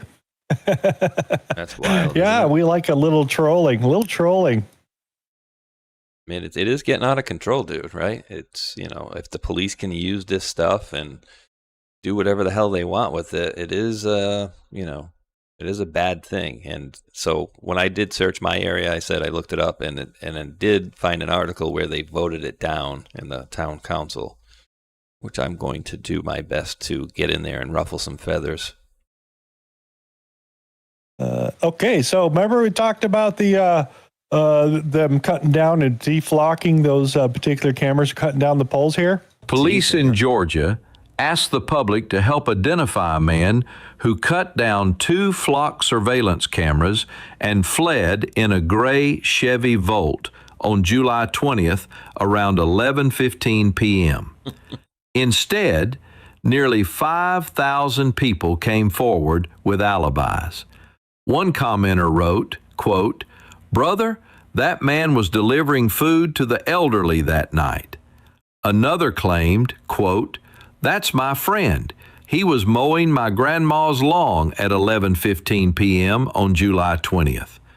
And a third insisted the suspect, quote, "was at my house for a barbecue that night. Couldn't have been him." After thousands of alibis flooded in, police canceled the alert, saying the suspects have been identified, but no information has been released on who they are or if they were arrested. Police. Isn't that awesome? You muted there, Spaceshot? Yeah, he's got 5,000 friends with all alibis saying that he was over my house. Did I lose Spaceshot 100%? Is he gone, like off the call? No, he's still here. I just don't hear him. Ooh, here. There you go. I hear you now. Ooh. Is my signal not cutting through good? So what were all these? I had to actually run. I had to run to the door. Somebody was ringing the doorbell as my son went to the Y. But what was this deal? I saw the very beginning where people were putting in like alibis for the guy. He was delivering food and this, that, and the other. What was that about?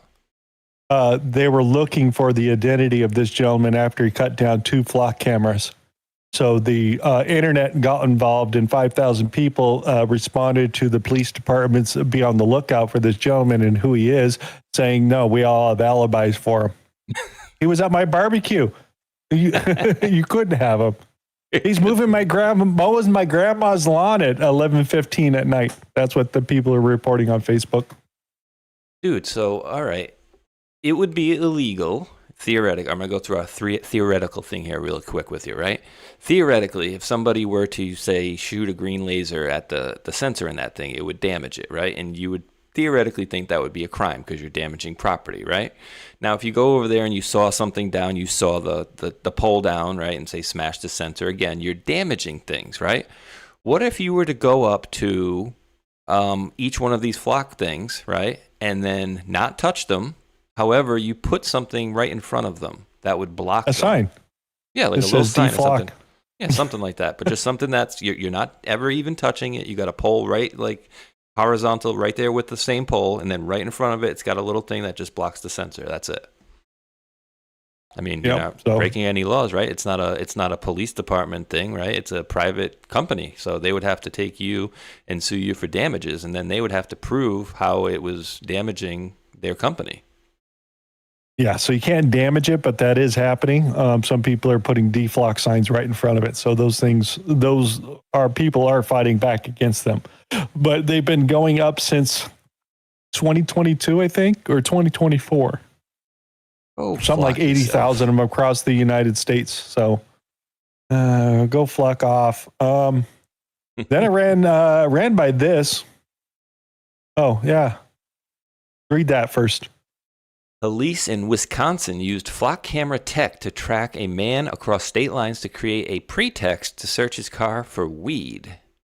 So he bought weed in a different area and then drove it across to an area where it's illegal.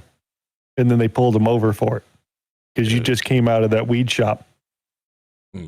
Dude, do you have these things in your highways or on your highways? We're not down here. Keep reading.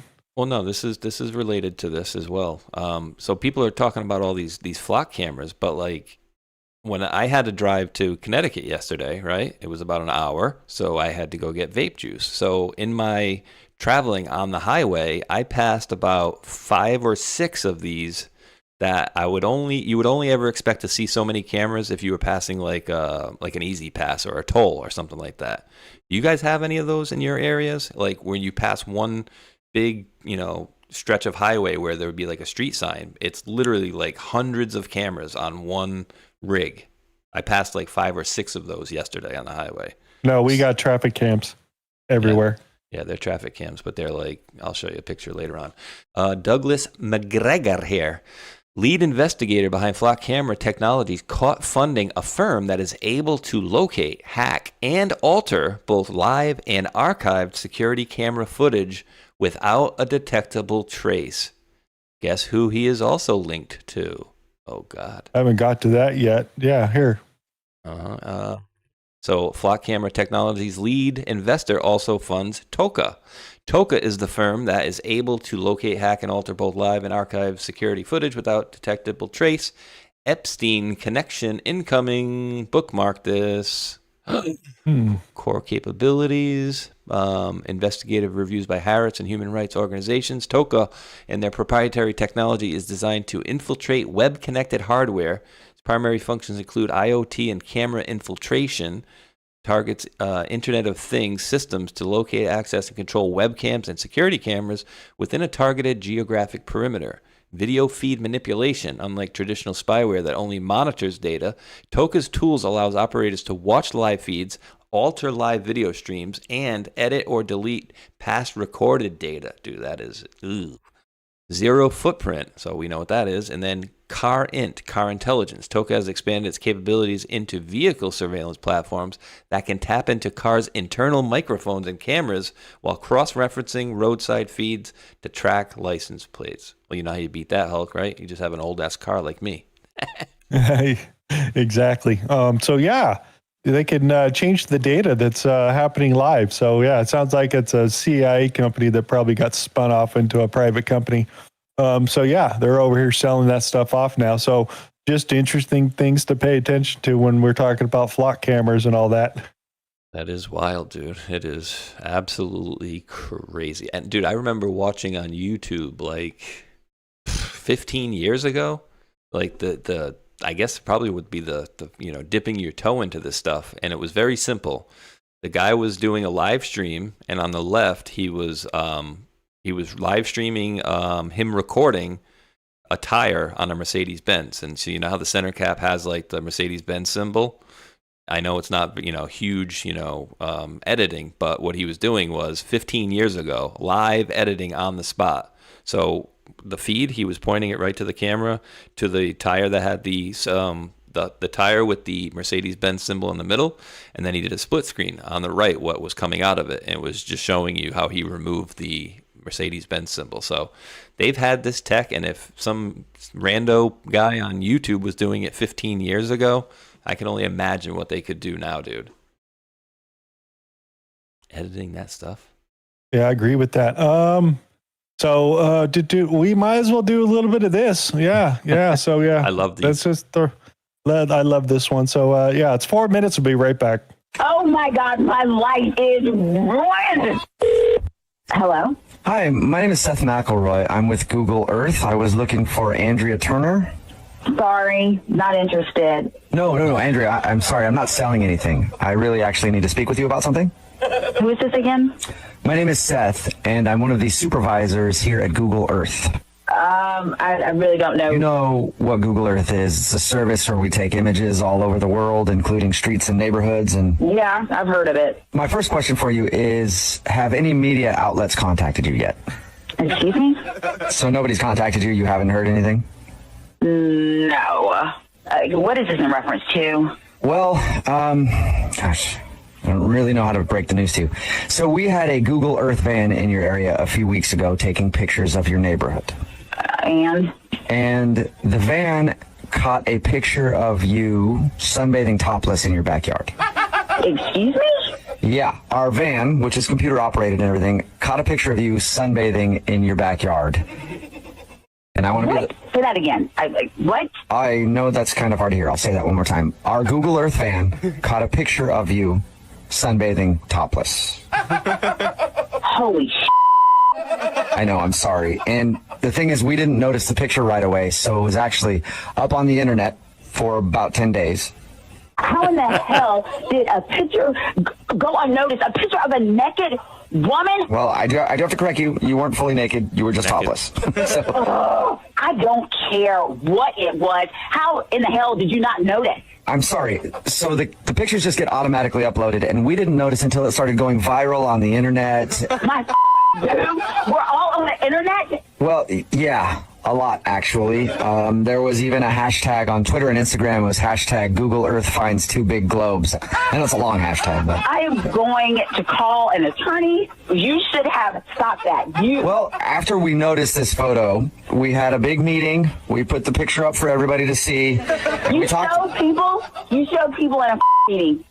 Well, yeah, we had to address the issue. I mean, people have seen it anyway. It's all over the place. I think I saw it on TV the other day. What the Yeah, they were doing a news story on something, and I saw a clip of it. I'm surprised you haven't seen it anywhere. Oh my God, my life is ruined. No, I don't think so. You should actually, ma'am, you should see some of the comments people are making. They're all good. I don't care about the comments. I care that you put my on the internet, ruin my life.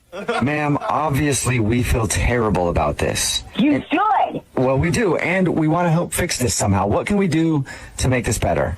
There's nothing you can do, you idiot. There's nothing you can do. What about this? Just hear me out. What if we sold T-shirts with your picture on it? What is wrong with you? That's the dumbest idea I've ever heard. Not really, because I think we could make a lot of money. People love this picture, and we'll cut you in on. You are not going to make money off my food. You are going to get your ass. We were thinking of selling shirts that say 2 globes, 1 Earth, and then the picture of you. What's going to happen is I'm going to sue you. Well, then in that case, I should let you know that this is a prank phone call. Because you might want to take that into account with your lawsuit. So now you're trying to change the story around. No, I'm trying to let you know that this is actually Jubal from Brooke and Jubal in the Morning doing a phone tap on you. Your husband, Jason, set you up. No. Yes, it's a joke. No. Yes. No. I promise. No. Yes, it's a joke. No. Yes. No. Yes, he didn't. your husband emailed me and told me that you sunbathe naked sometimes and he wanted me to prank you. Oh my God. I cannot believe. My babies are all over the internet. Well, good news, they are not all over the internet. Thank God. Bad news, though, this phone call is going to be all over the radio, so. Oh, God. We like a little trolling. How do you like that? That's funny. And I do enjoy the put together videos that people make of weird things that they see on Google Earth. Yeah, I think, is that the next thing? Nope. Wait, did I have it? Nope. Damn it. There, I thought I might have had the next one where Google Google Maps had released an image generator that allowed you to generate images over a map. So if you want to go to the Colosseum and go, hey, what would it look like when it was in a heyday in Rome? And it would put all the flags up with all the stuff that looked like it was in the movies and stuff. And then some people are out there like, having 747s crash into the Twin Towers and stuff like that. So they pulled that after about 24 hours out there, and that thing hasn't come back yet. So, yeah. What else? Oh, I did want to get into this. What was this? Oh, yeah. So let's talk about how other areas deal with homeless centers. And I didn't know that this company existed. So here's this for you. A few weeks ago, I heard from a Venice resident that hundreds of homeowners and business owners in the neighborhood were hiring a private company to help clear encampments in the area. And that company was this one, Ghost Town Consulting. In Venice, these protected by ghost town signs are everywhere. And the rumor was that it was staffed by former Venice gang members. So I came out to Venice. I talked to dozens of people about Ghost Town, their clients, homeowners, people living in encampments, and the founder of Ghost Town himself. And first of all, the rumors are true. The company does staff some former gang members. The company's really proud of those hires. They say it gives people a second chance. One thing I kept hearing is that Ghost Town made a lot of their reputation here, right here on this sidewalk. We're outside the Whole Foods on Lincoln in Venice. There was an encampment here for years. It kept getting cleared, kept coming back. Neighbors said that Ghost Town somehow kept it clear in the way that city agencies didn't. People who are homeless in this neighborhood, on the other hand, do not feel positively about Ghost Town. I talked to lots of people who said that the staff members were really aggressive with them and trying to get them to move, just kind of shuffled them around the neighborhood. One person even told me that a Ghost Town staff member had physically manhandled him and trying to remove him from a grocery store. The company categorically denies all of that, though. Some people say they're an inspiring story of locals reclaiming the neighborhood. Others say they're a mercenary force helping Venice gentrify even faster. This is real, and even CBS News. For you out there, but the story, yeah. So they're using a private company over the police department itself to go ahead and remove encampments around Venice themselves. And the company's actually doing very well, and they're very busy out there. So, yeah. So if you have enough money, I guess you can get the homeless to disappear in your city. Typing a message as we speak, and that message says, "Make Neighborhood Crime Watch great again." Make Neighborhood Crime Watches? Neighborhoods Crime Watch? Neighborhood Crime Watch or whatever it is. Crime Watches. There we go. Ding. Yeah. Update on a story that came out of Chino, California over here. Business records. This is a video of a car stop where the gentleman got out of the driver's seat, walked to the back of the trunk of the vehicle, opened it, shot the person in the trunk, and then the cop shot him. So 2 people dead. And they're like, what the hell happened? Well, business records obtained by eyewitness shows the Chino Hills kidnapping victim and suspect were both connected through at least 2 LLCs involving ongoing lawsuits. Bo's attorneys say a dispute over $20 million Pasadena apartment complex is at the center of this controversy, described as victims as middlemen.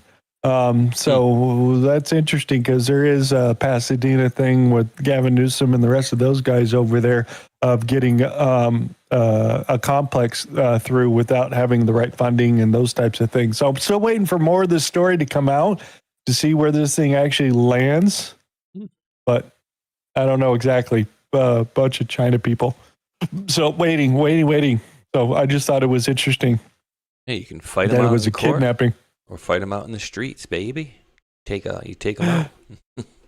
Exactly. Oh, just in case anybody was wondering, if you saw the Elon Musk video that he posted on his website of the piece of Falcon 9 hitting the moon.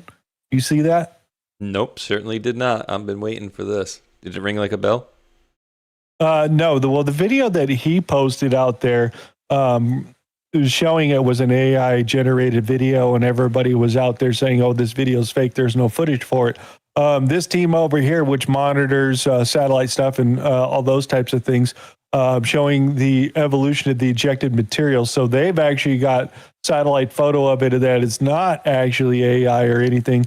They showed the object and a little plume coming up is basically what they're showing itself over and over as the plume of dirt came off of the moon itself. Saying, yeah, that finally the piece of Falcon 9 did make it over to the moon and run into it out there. So it did happen, just the video's fake is what they're saying. So I just wanted to throw that one out there. And you bought I just thought it was interesting. Yeah, I believe in space. Oh, Jim Carrey's going to do a live action movie of the Jetsons, guys. So that's coming out there in case you didn't know. As long as we're talking about that crazy shit, that's been greenlit itself. What else did we have out there on the market? Oh, look at that. Nearly 400 previous unknown ancient earthworks discovered in the Amazon, suggesting civilization up to 3 million people over here as they start looking at these different large patterns that they had found in areas that have been excavated of the actual forest itself. This stuff is showing up a lot more here. There's been a few of new stuff. Would you like to read that? I would love to. People are dramatically underappreciating how much this discovery rewrites history. For decades, archaeologists believed the Amazon could only support small, scattered communities because its soil was too poor for large, complex civilizations. Then, deforestation started, exposing giant circles and squares carved into the ground, and the theory began falling apart. The intact jungle still hid the true scale, so researchers flew LiDAR over the 4,500 square kilometer area and digitally peeled the trees away. They found 396 previously unknown earthworks, some surrounded by ditches 5 meters deep, plus connected by roads. Across the full region, they estimate 20,000 plus structures spread over an area roughly the size of Syria. Mostly belong to a 2,500-year-old society researchers call the Aquari. Its peak population estimated at 1.25 to 3 million people. The city of Rome had roughly 1 million. So while Rome ruled the Mediterranean, this supposedly impossible forest society may have supported 1 to 3 Rome's worth of people, which raises the obvious question: how did a region archaeologists thought was infertile feed millions? Turns out this part of the Amazon has unusually fertile soil, and they grew maize and squash while actively managing the surrounding forest. Then around 850 to 950 AD, their ceremonial centers were suddenly abandoned, and researchers still have no idea why. All of this came from a territory covering less than 3% of the Amazon. What else is still hiding beneath the other 97%? That's cool, dude, huh? They use light. That was my question. It was going to be my question before reading that was, did they only discover this now because they burnt down so much of the rainforest that they're seeing this? But apparently some of it. Look at some of the computer generation stuff that they're putting together underneath the LiDAR. Huge complexes. That's what it looks like. It's under there. As we get into some of these other stories, lost cities discovered. Where's the clip? Oh yeah, we'll play this clip. A car fell off a cliff into the archaeological site of Marais in Peru. Luckily, no one was hurt. But it did distract from something even crazier. A long-range drone was flown deep into the Atacama Desert and found this. A 2,500-year-old geoglyph that's going to make your geometry and history teacher want to quit their job. Context. These are not the geoglyphs that Nazca is famous for, the pictures of the animals and stuff. You've probably seen those, but what's rarely shown are these kilometer-long lines. They're not just in flat desert, they're on top of mountains. Some with the top cut off of them. Despite this difficulty, they can only be seen from the air. There's not just a few, there's thousands in inhospitable desert, and we keep finding more. The method to create them is pretty straightforward. Scrape away the oxidized layer of desert, reveal the white vanilla texture underneath. Construction's not the problem, geometry is. We usually see the cool animals and the spirals that give off a little more primitive vibe. That fits the timeline and the culture. These don't. Why are we practicing advanced geometry in a remote part of an arid desert only visible from the sky? And you know what? I could have lived with most of these questions until I saw this guy. To the untrained eye, it is a cool looking combination of shapes, but that is not what it is. It is 6 different geometric patterns that cannot be created without using the other patterns as a reference. That's called a geometric construction. The ancient world called this sacred geometry. It was sacred because it could be observed at any scale of the universe, which is why it was incorporated in temples from ancient Greece to ancient India, which is where things get weird. Kalachakra is an advanced philosophical, spiritual framework from ancient India. Mandala can be constructed using this glyph from 10,000 miles away. If we go a little north, the Pyramid of Teotihuacan can also be constructed with the glyph. Since it's a harmonic shape, you can also make it using the patterns that sound creates as it travels through water. All of that insane. If you don't know the other mysteries, like how they could bend rocks, probably by using their 30% larger cranial capacity, which we only know because they mummified their people just like in ancient Egypt. Also revered blue eyes like the entire ancient world did for some reason. They even built a bunch of pyramids too, like in Corral. Look, we know they were super smart, but none of this fits. I think it's pretty safe to say we have no idea what was going on here. Yeah, just a little update on craziness. What do you think? I love that stuff, dude. I love all the old weird stuff. It's like, how could they do this? And, but, we've seen things and how nowadays, right, we know about, like, I don't know, I can only describe it as the Hutchinson effect, right? How they can mess with waves of energy waves, radio waves, and how that guy was like breaking 2x4s and making, bowling balls levitate and things like that. So very cool though. I do love that old stuff. And one thing I do agree that, history, his story, right? It's I don't know whose story we're getting, but we are getting his story, whoever that his is, whoever that he may be. Exactly. What else do we got for you here? Oh, yeah. You want to see what an earthquake looks like in the middle of an operating room, active operating room in Japan? Oh my God. Oh, could you imagine, dude? That one doctor is actually protecting the. Look, he got knocked the F down right there, dude.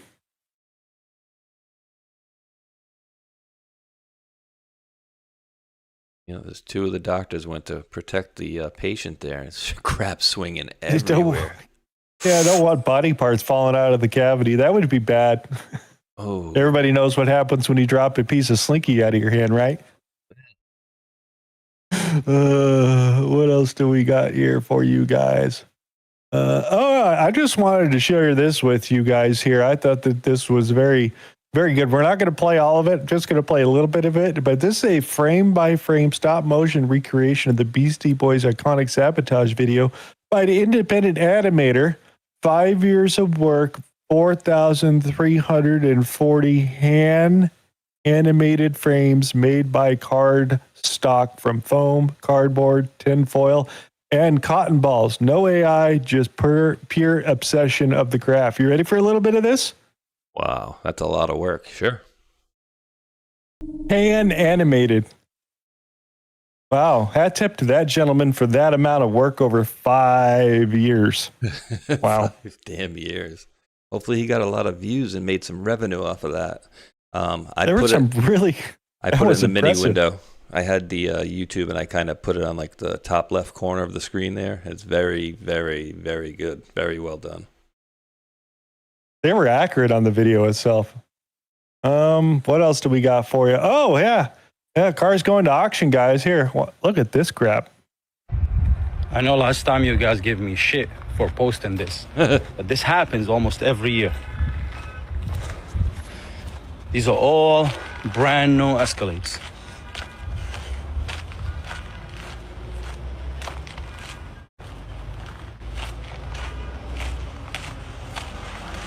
All brand new car. Open. Look. All brand new units.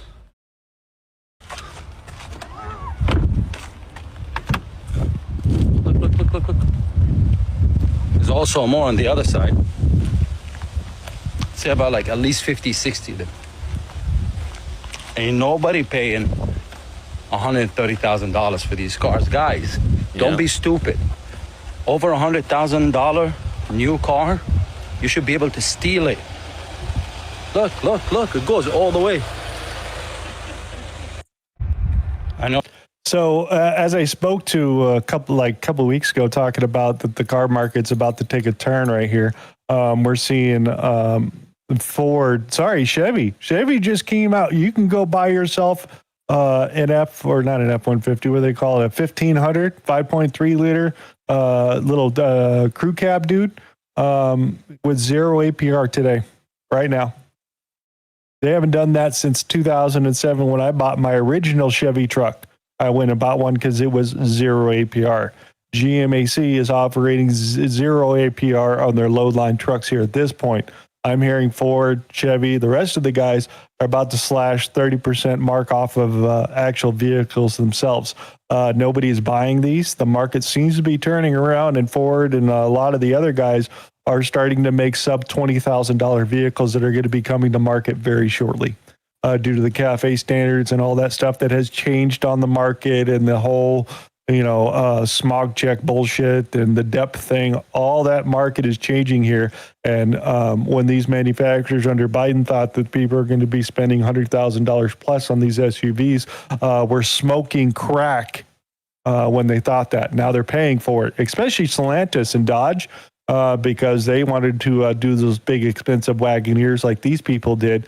But they're way more expensive, almost $200,000 for some of these Jeep Wagoneer things. And nobody bought any of this crap. They want sub $30,000 cars. We don't want $50,000, $60,000 cars. That's what most of Americans are not going to buy. Dude, I mean, can you think about $130,000? Like, come on. My last car was $2,500. That's probably like an $800 or $900 a month payment. Right. And dude, I remember working years, like 27 Can you give me years a quick ago. 30 seconds? I can give you a minute and a half if you like. Yay. I remember working at an Audi dealership more than 26 years ago. And I remember some of the payments that some of the people were putting in back then. It's like, oh, this person, they just settled it. Okay, all good. Your monthly payment's $650. And then I'm thinking, well, then you got to pay for full insurance. And it's like, who the hell has, all this extra money? You got to be doctors, this, that, and the other.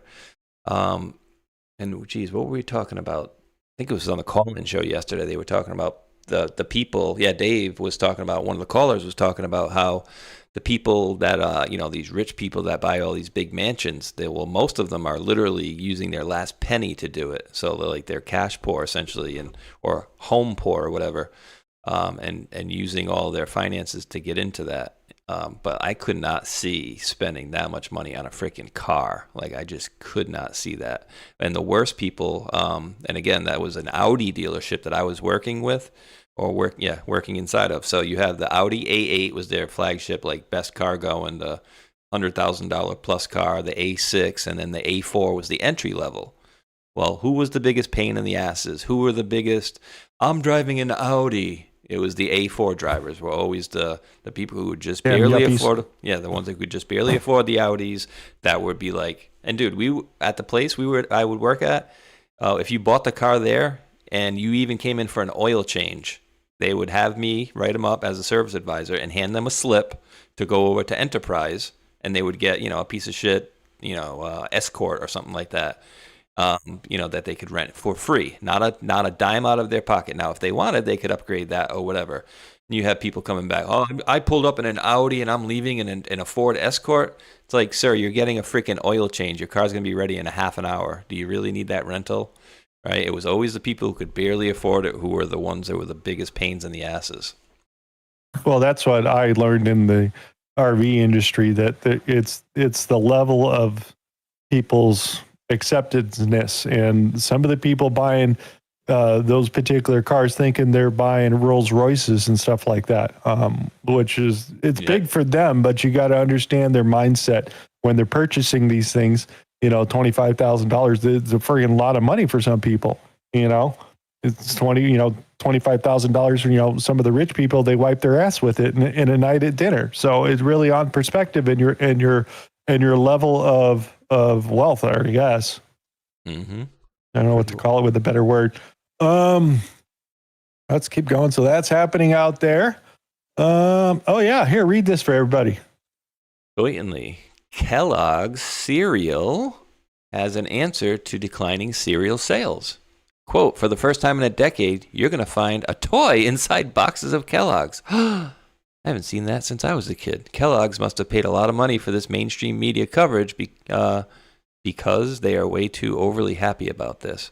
Quote, cereal makers are betting that millennial and Gen X parents and just people in general are going to feel nostalgic for the days when they dug into the bottom of that cereal box. Nobody cares about a toy in a box. They care about how unhealthy these ultra-processed cereals are. That's a fact, Jack. So, yeah, what is it? Toy Story, whatever the newest one is coming out, and they're doing a promotion, and they're putting toys back in the cereal, guys. You got to go in the cereal. So you're going to get out there, open the box, break out that big bowl that's up in the top of the cabinet. You're going to open the bag, pour all the cereal out, grab the toy, pour the cereal back in the bag, and put the little twist tie on top of it, put it back in the cabinet, and tell them, look, I caught it on the first bowl. Look. Whoopsies. I've never done that before as a kid. Never before everybody got up. No. You ever did that as a kid? No, I was bad at Christmas time for looking at gifts that were already No, wrapped. just talking about cereal. We all did that about the Christmas thing. But you didn't go that far with the cereal?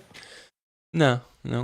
And I had two other brothers too. So anybody out there in chat poured all the cereal out of the box to get the toy first before their brothers or sisters? Just wondering. Just wondering.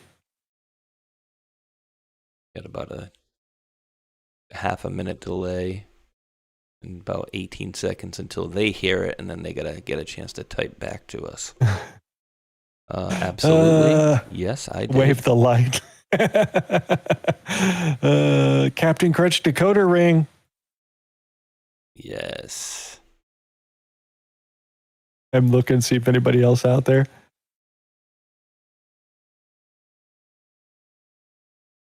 Yeah. Well, let me answer this one in the chat here. Put the box sideways. Just cut the bottom out and open it the other way. SVS Music Productions is responding to New Case. Says, be grateful you have a paycheck. Why is it that we have the best POTUS ever, but it's hard to make ends meet for most? And I would say that is absolutely by design. And I will say again, in 2023, Barrel of oil is $83. Gallon of gas nationally, $3.52. Currently, a barrel of oil is $12 less, and it's nationally $4.10. So 60 cents difference, but yet $12 difference on the barrel of oil. Go figure. Wonder why that is. Why does gas get cheaper from California when it gets to Nevada by $1? It's the same gas. Hey, man, you voted for it. That's the funniest part, is that people would actually think that, an overwhelming majority of people would actually vote yes on that. Yeah, pretty much. We're going to save the planet. The Delta smell needs water. Yeah, you dumbasses. I want to audit that sumbitch right there. So I got a little bit of, actually, I should go grab this first. As we start off our little news section here, we're going to pause that. Where the hell did it go? I'm looking for it. Did she go? And are you guys out there voting for the final song? I will drop the link in the description box in a momento, but remember later on we will be doing our final song and Dominion voting. ESNS will give the correct song, and Hulk needs to pin it, but you're good whenever you get a chance there. I'll grab it right there in a second. You watching my screen? I am. There we go. This is major news right here. You want to read that at the top for everybody? Oops. Let me pause that. You want to read that? Yes. Everybody out there? And Grand Theft Auto 6. 6 is an extended look, premieres on Netflix Thursday, August 27th at 3 p.m. Eastern Time. Like I told you the other day, dude, they are really getting behind this. And if you're going to play the sound, I'm going to mute it. Just so I don't have to cut it out. You cut it way down. You can.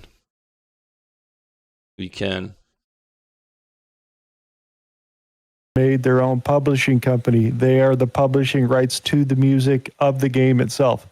YouTube cannot claim copyright infringement on there because of this. This is the whole reason why Netflix did this. So you can't get copyrights on music like this. But they did. So streamers want to be able to do the live music with the radio and play around. That's all going away from getting strikes, is to my understanding what's happening. So this lights off at the end of August. It's going to get I'm hearing anywhere from a half hour to 6 hours. They have done this before. They did this with the original Red Dead Redemption 1 game back then, that they had spent $400 million and was the largest investment into an intellectual property anywhere on the planet at the time. Bigger than any movie, anything else that anybody's done. Rockstar did it with their cowboy game at $400 million. And they hosted a whole half-hour opening movie thing, credits, the whole deal on Fox back then when they did this. So they have done this before, and that was on broadcast TV on Fox with a whole half-hour block out just for Rockstar games. They're doing this again, but with Netflix. They'll get it 6 hours before the rest of the internet, and then it'll show up on the YouTube channel, so then you can go see whatever they're going to talk about. Probably about gameplay, storyline, some of their actors, maybe technology, those types of things are coming. That's going to be cool for sure, and they're certainly getting behind the push on this, and maybe that song is different. Remember a few months ago when they were showing that, what they were showing on the website, that little 2-3 second clip, but they had music behind it. That music that I played, I had to cut out of a couple different segments of YouTube. So unless this song here is different. Let's see. Let's just see. Well, I already got enough of it, basically. Song for Rockstars. That's what they're going to be basically putting together out there. And you ready for some other gaming news? Always. Well, for anybody out there on the market itself, that Quake had its 30-year anniversary. And they had QuakeCon and all that, and they're coming out with some new gameplay for a update for one of their latest Quake 2, 3, I can't remember what it was. We'll play a little bit of it.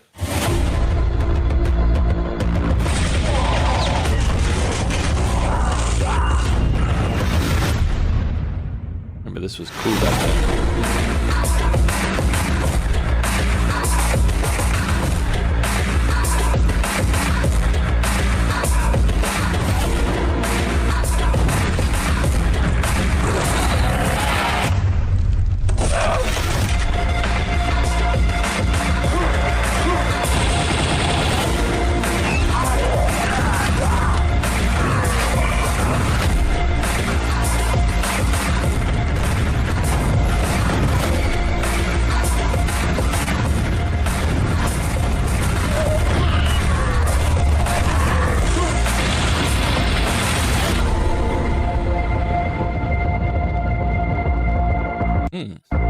Since I was a gamer back in the late 90s or whatnot, I did play a lot of Quake 2, all those types of things into this, and was a big fan of the multiplayer type gaming things. And I actually learned something yesterday that I didn't know about the entire history of that I had no idea that Trent Reznor of Nine Inch Nails fame, Pretty Hate Machine, Sex Like a Hole, all those things, was tasked to write the original Quake music, all of it, and has continued to do it since then themselves. And since they had him at QuakeCon, they brought him up on stage or out in the video. 4, 3, 2, get your phones out, record the screen. You killed Many years ago, when I first encountered Wolfenstein, it felt impossible. Nothing was like that. Nothing. It was a radical departure from what I'd known as video games. I went out and bought a PC just to play it. Jump ahead a few years, Doom comes out, and it was like a bomb went off. It was not only technologically advanced, but there wasn't anything like that. It felt like no adults were involved, nobody said no. It was free, and it was fantastic. In some ways, I felt a parallel with what I was trying to do with music by misshaping things and trying to express myself. That really felt a connection to it. Crossed paths with the id guys and hit it off, became friends, and I'm grateful to be invited to be part of the Quake team working on music and sound effects. And, of all the things I've done in my career, I'm extremely proud of that. I think the game holds up today. I think it was a great moment in time, and I'm super glad to be involved. Happy 30th anniversary. Yeah, I had no idea that he wrote all that music out there.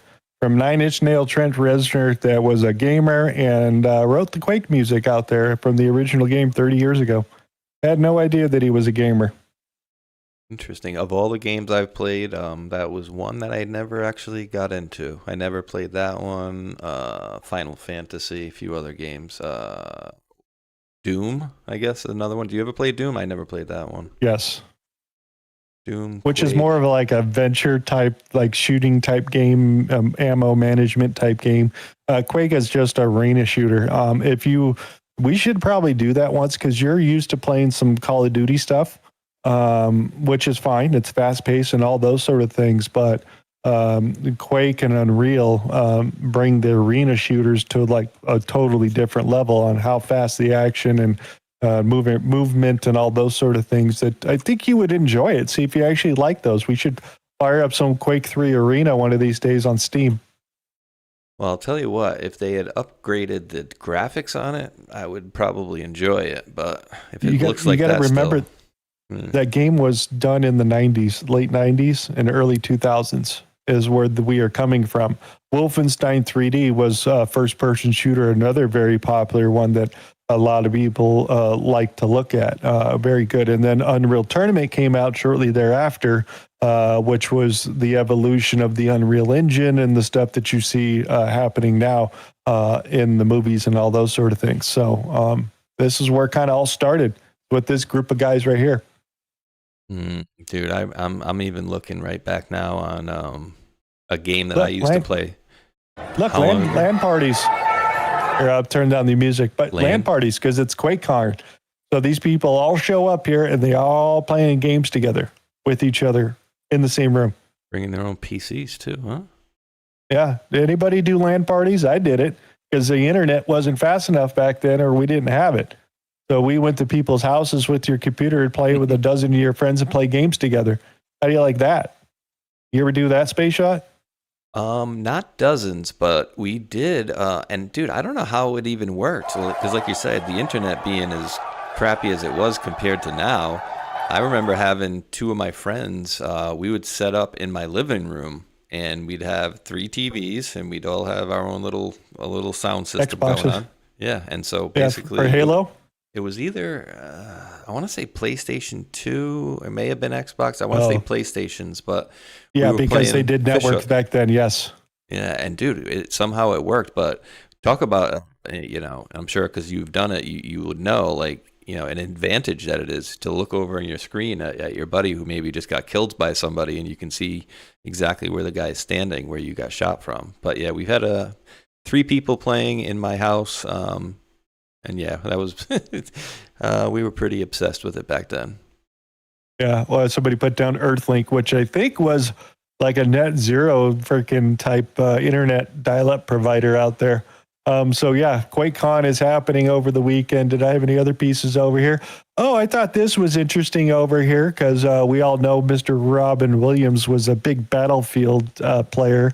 If you didn't know that, in the comments that he had made on the late night thing, talking about his gaming experience, and he was talking about BF3, and the host is like, "What does that mean?" He's all been effing up too late. Playing Battlefield 3 there at the time. There's a picture of John Carmack, the creator of id Software and Quake, at E3 in 2002 with Robin Williams and Trent Reznor. So yeah, that's pretty cool. I've been to one E3 in 2007. Was pretty cool. That was pretty cool to see. Interesting. Somebody in the chat had an interesting comment that I think you'll find interesting as well. Let me see, who was it? Big Gouda on Rumble says Trent Reznor did the soundtrack to the new Tron Ares movie. It was great. Yeah, he did. Oh, somebody put down, I didn't know Robin Williams is a video game player. That's cool. He actually was a big Nintendo player, Zelda, if you didn't know, and he liked Zelda, and he named his daughter after the game. Zelda. Nintendo. He named his daughter Zelda Nintendo. No, just kidding. But he did name her Zelda. That was Trent Reznor over there on that side for itself. Oh, just as a little thing about gaming and whatnot there, as I ran by this, dude, I'm totally effing like amazed that this is actually real. It's they have a $3,000 skin in this game. You know that? What? They have a $3,000 skin in this game. Where? I'm not joking. Come over here. Okay. It's $3,000. I added 300 today, thinking that I was going to get it. No, it is $3,000. It's a Stardust Genesis. Holy cannoli. That being said, spin that bitch around real quick. Hold up.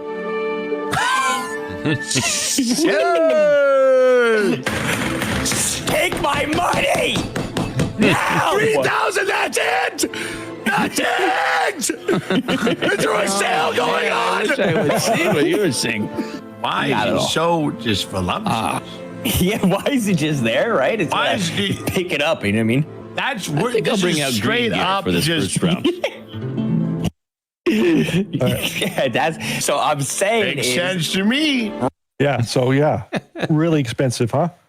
Well, dude, what was that other game that, I don't know if it was the same game that Ardoc's kid played, but there was another game in which you could buy and sell skins and knives in the game, but like they were real world like money, like $5,000-$10,000. Oh, I think.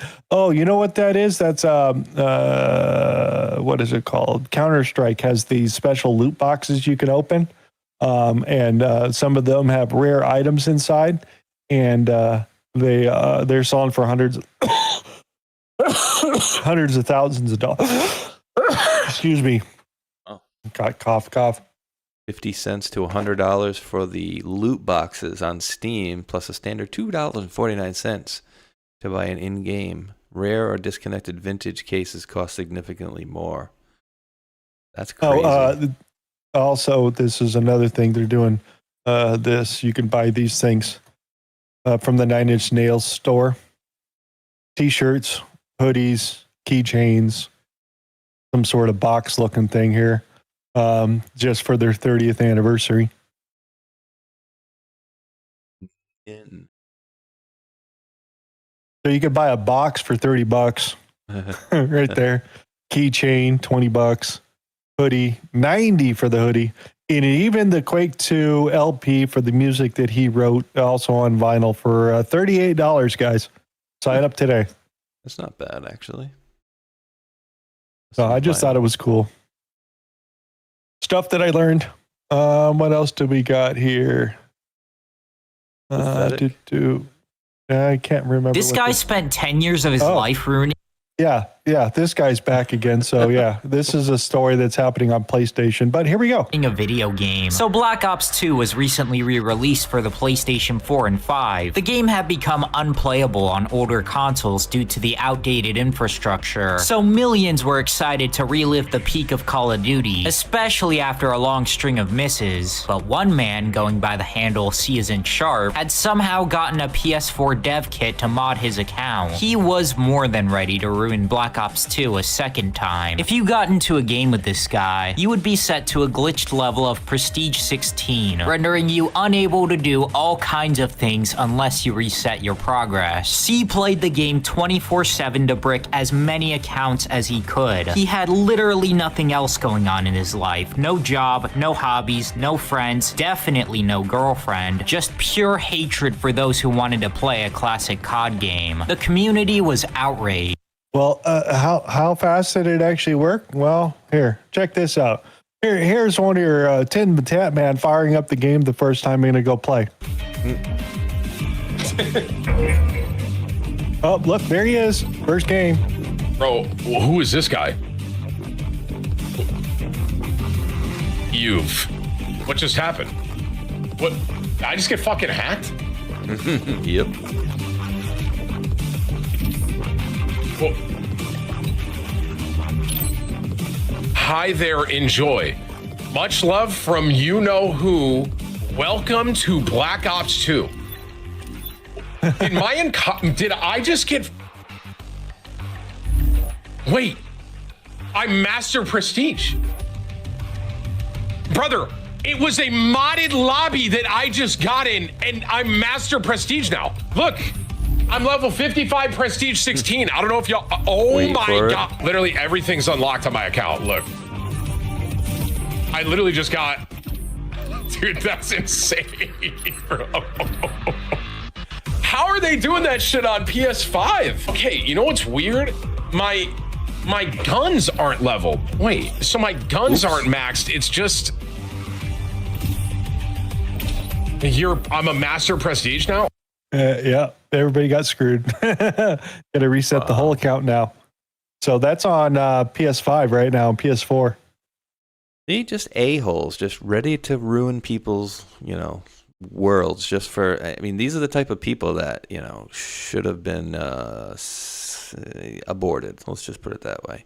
As much as I don't agree with that stuff, but that's just what are you doing with your life that's what gives you, pleasure?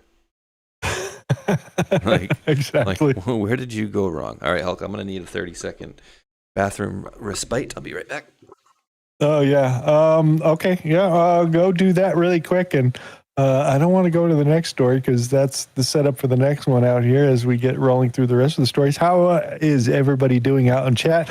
We should do a Twitter feed check to see if everybody's alive out there. Let me get rid of that stupid window out there. Pause that. Let's get over to here and see how you guys out. See where you go. Ooh, putting your music out there. Where are we guys at? Oh, I should pin this. Pin to profile. All right, we got 14 hearts. We got 9 on the retweets. We got 7 comments out there. So, guys, it's time to get out here into the feed. We need some of your songs put down. I picked 2 songs. Hopefully you like the intro so far. I was picking out what song I wanted to do, and I'm just going to do 80s action. Again, I thought that was way cooler than picking a song out there. So we do have some post out here. Michael Jackson, Billie Jean for 4 so far. It's time. Oh, yeah. The Restored Edition. That's a great song out there. Youngblood Gets Together in Stereo.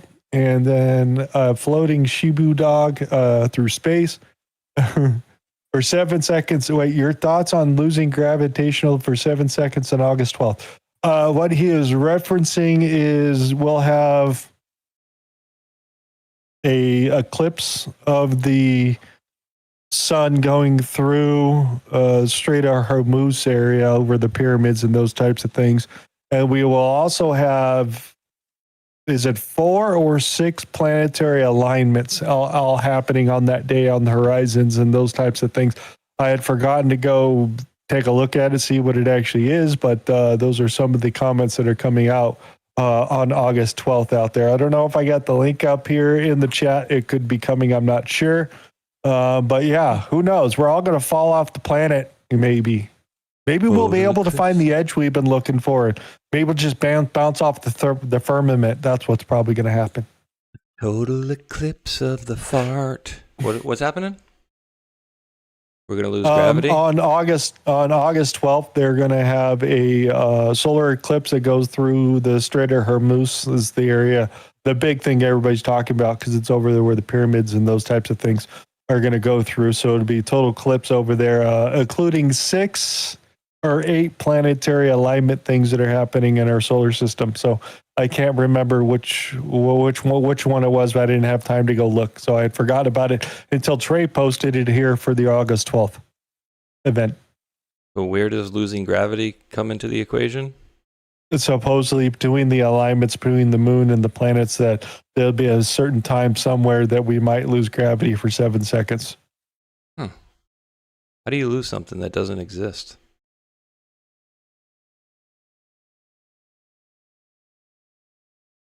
I'll wait. How do we lose something that doesn't technically exist? Well, they can make it. That's the interesting thing. Is that a polar bear or is that a Husky? That's a Shibu thing. Husky Shibu thing. I was going through songs here. I had American Blue Eskimo. Oyster Cult. Huh? I had a mini American Eskimo get hit by a car. Stupid girlfriend let it out and got hit by a car like 20-something years ago.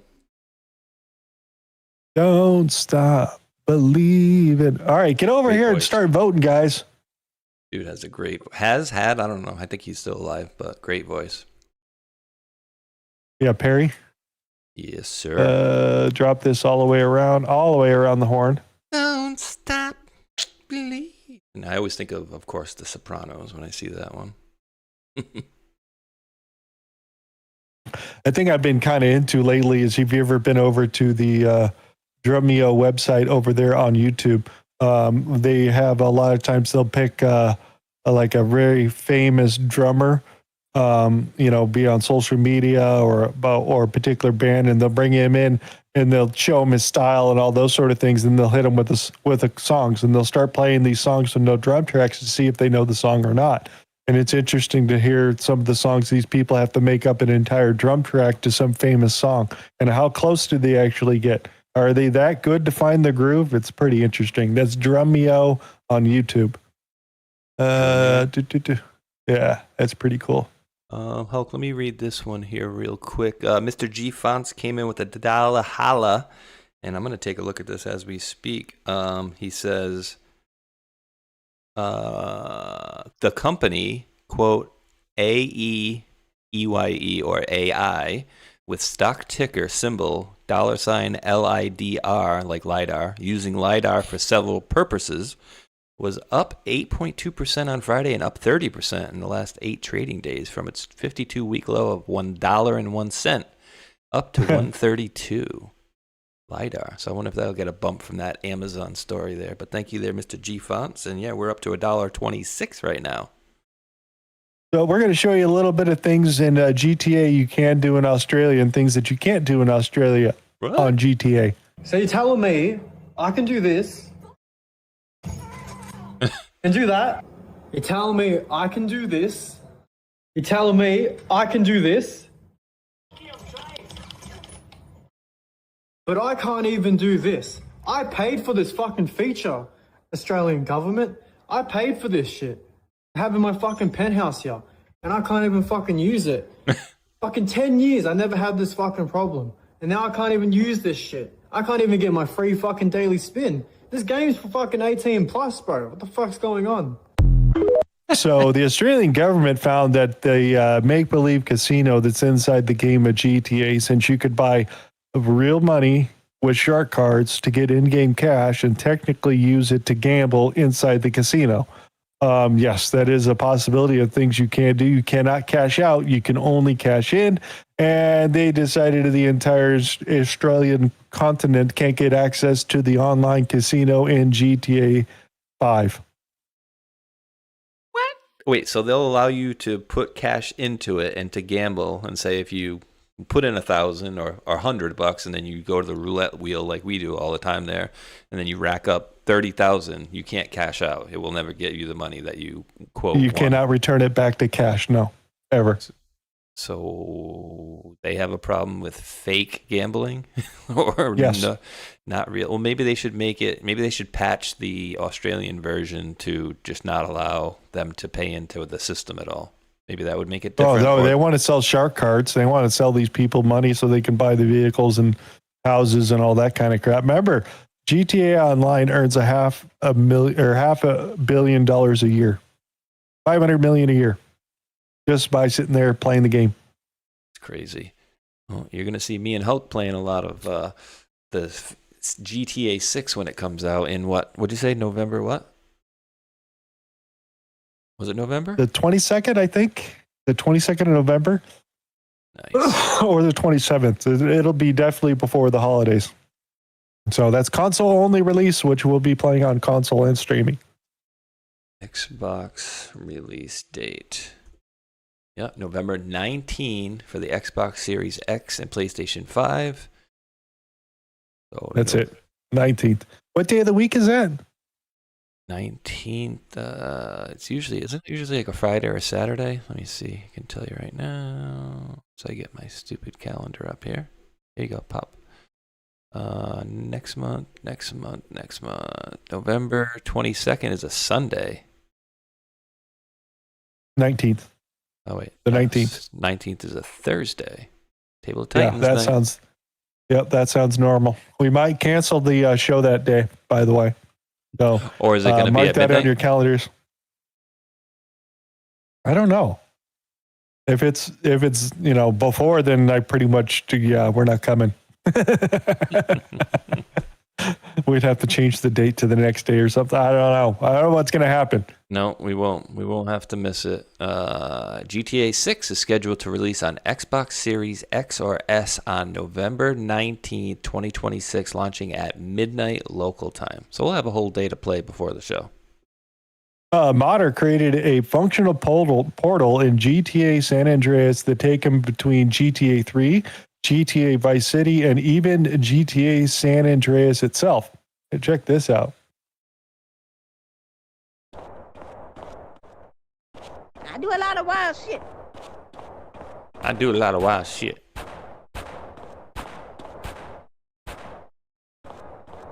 These are 3 different games inside the game he's playing. Dude, how much money does this dude have? Gonna pay for that.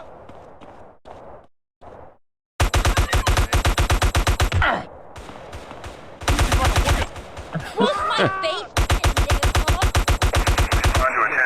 Messing up my greña.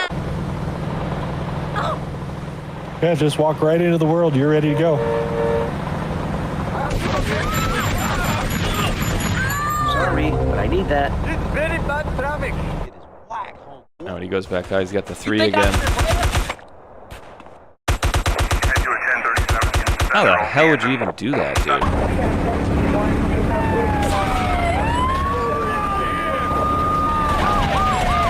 Very talented people, dude. I mean, this guy's just doing it for fun.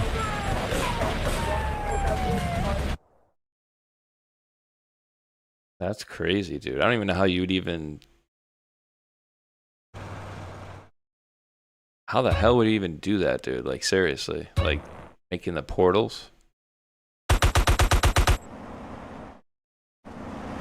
A game within a game within a game within a game. He's Doctor Strange. Yeah, he's going to be recruited. I found this game. This is called a delivery driver package thing. It's a little small, it looked cool, guys. Look at this. I want to play this.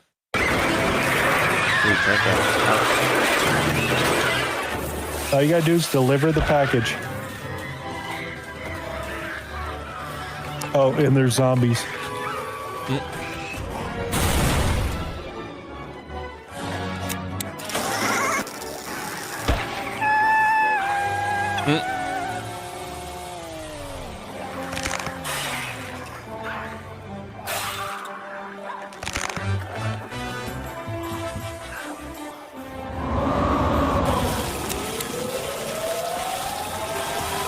It's like a phone game? No, it's a PC game.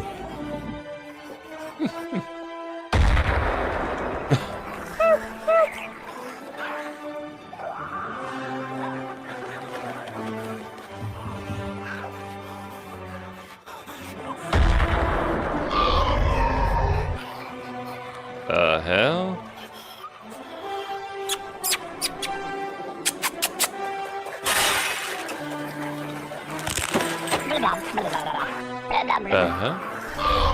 Yeah, it just looks cool, dude.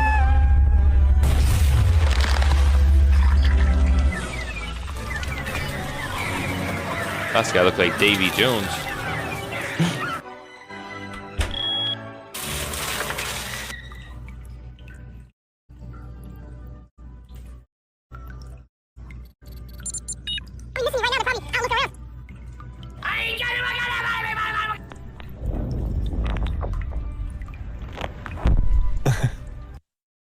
Just looks cool.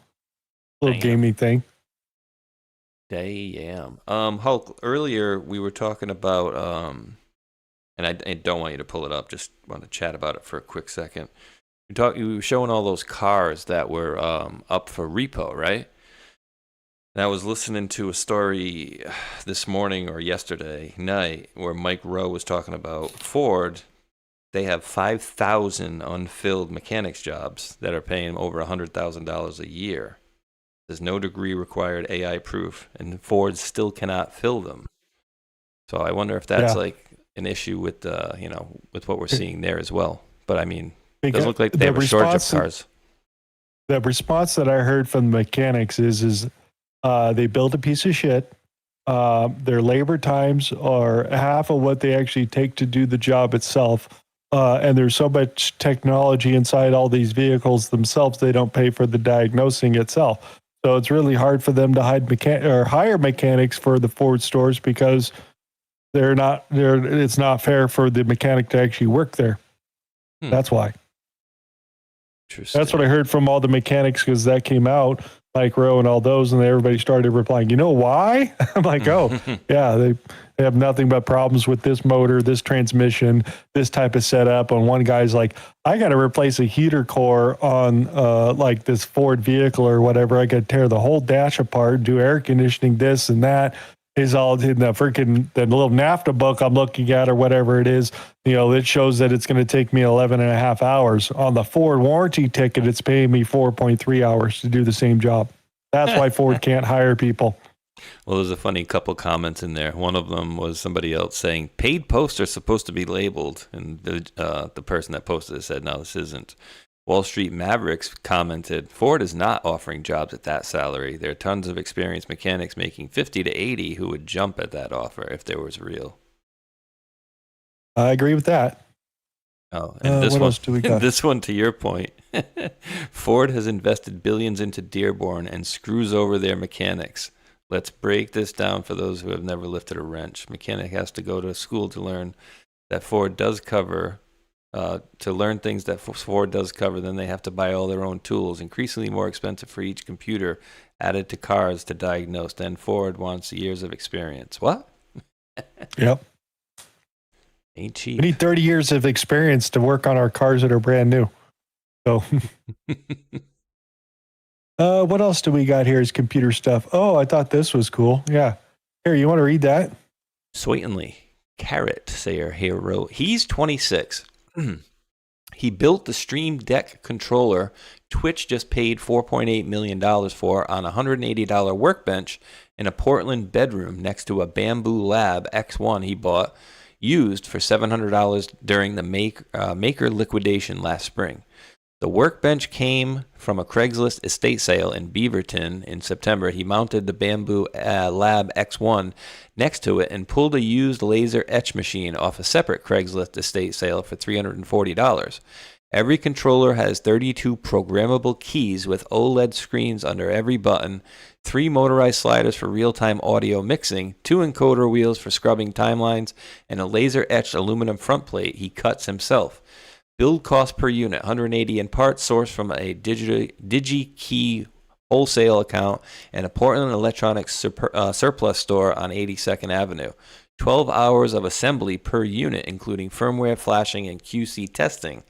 He posted a demo video to Reddit and Twitch in October showing a variety streamer with 84,000 subs unboxing his controller alongside an Elgato Stream Deck XL and a Lupe Deck CT. She said his was faster, quieter, and had 40% more tactile feedback than either. The post hit our Twitch front page in 6 hours. A Twitch product team engineer found it through a Hacker News cross post the following day. Dan Clancy, quote, tweeted the demo the following Thursday, called it, quote, the creator hardware Twitch should have shipped 3 years ago instead of leaving the market to Corsair and Logitech. By December, Twitch had wired $4.8 million into his account for the hardware design and a 2-year consulting contract to integrate his controller into the Twitch Studio product line, launching Q2 to their 8 million active creators.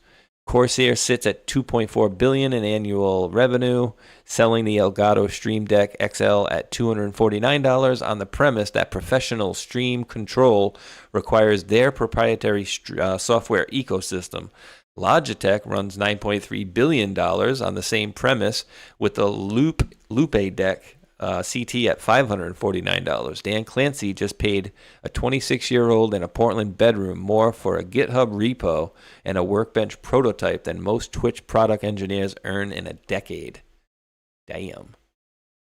The rubber. It should be the cash. I'll be the rubber band. Rubber. You muted? You're muted, aren't you? I'm sorry, I am. So they're individually magnetically connected together. So you could see over here, he's got like Spotify playing there. So you have your own audio control and a visual deal on the front so you can see it. Next one could be your mic over here. There's another one next to it. So these are little sliders you can control different channels with that are all magnetic together. Mm-hmm. That one has the OBS thing on there too. It has buttons on it, volume knobs.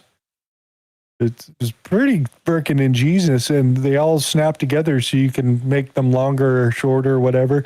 You can see he's got the little Discord item right on the front of it. Dude, I saw one at Best Buy the other day.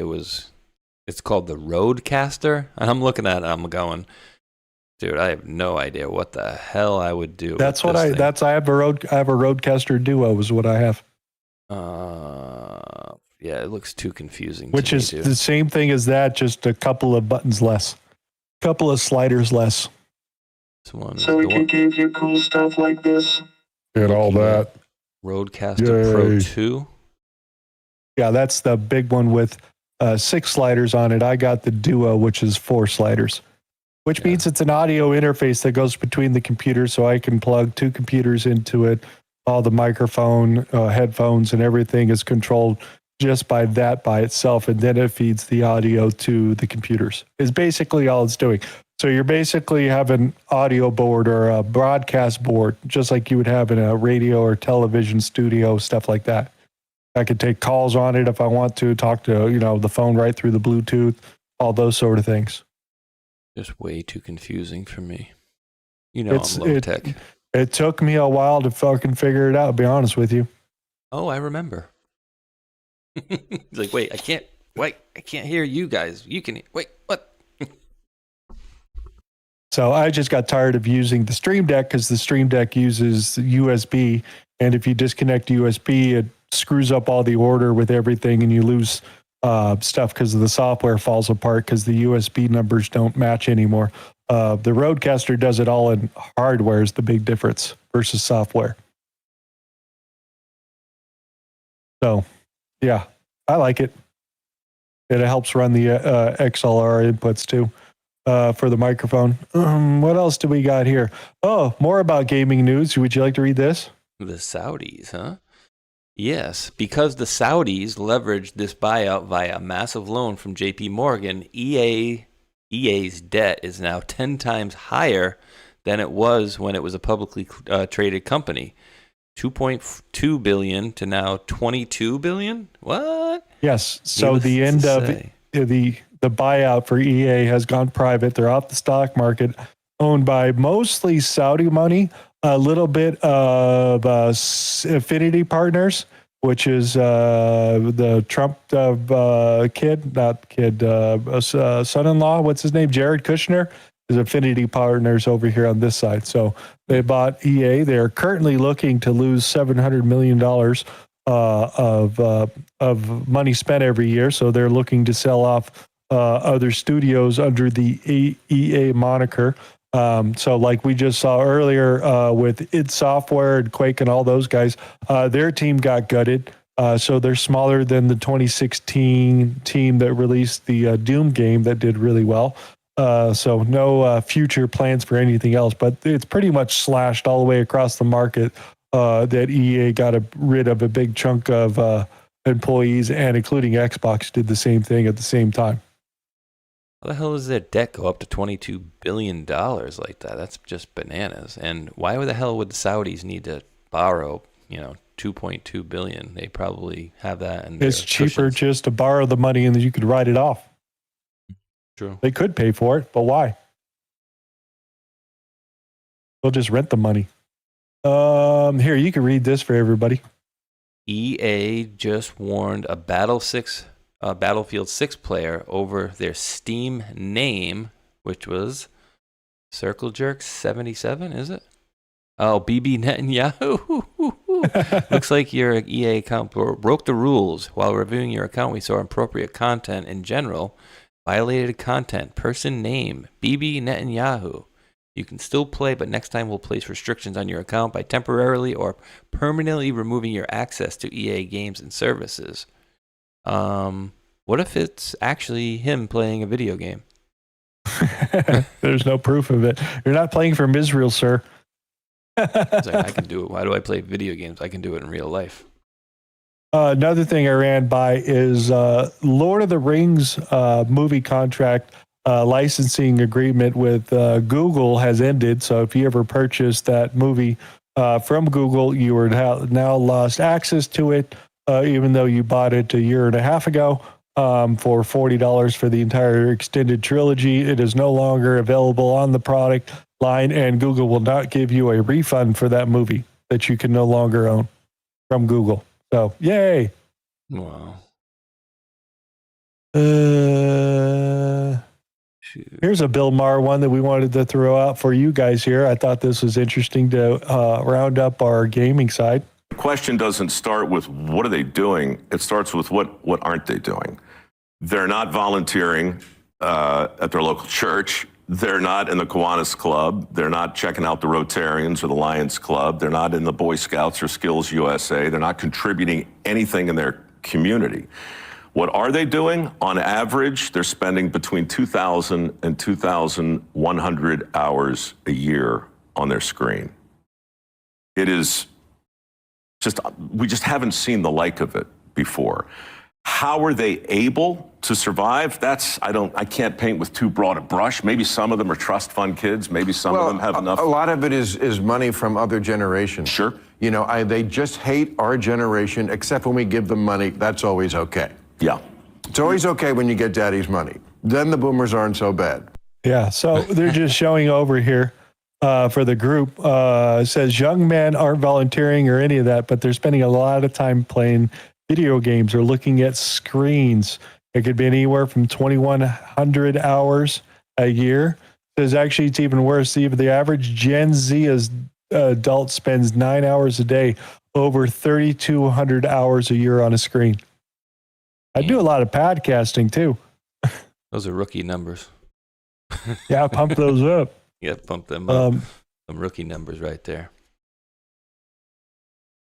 So yeah, that's happening there. And the rest is getting into funnies and Mitch Mac stuff. Get out of the house. Hulk, you really, I know where you really should have covered one thing that was pretty big news this morning.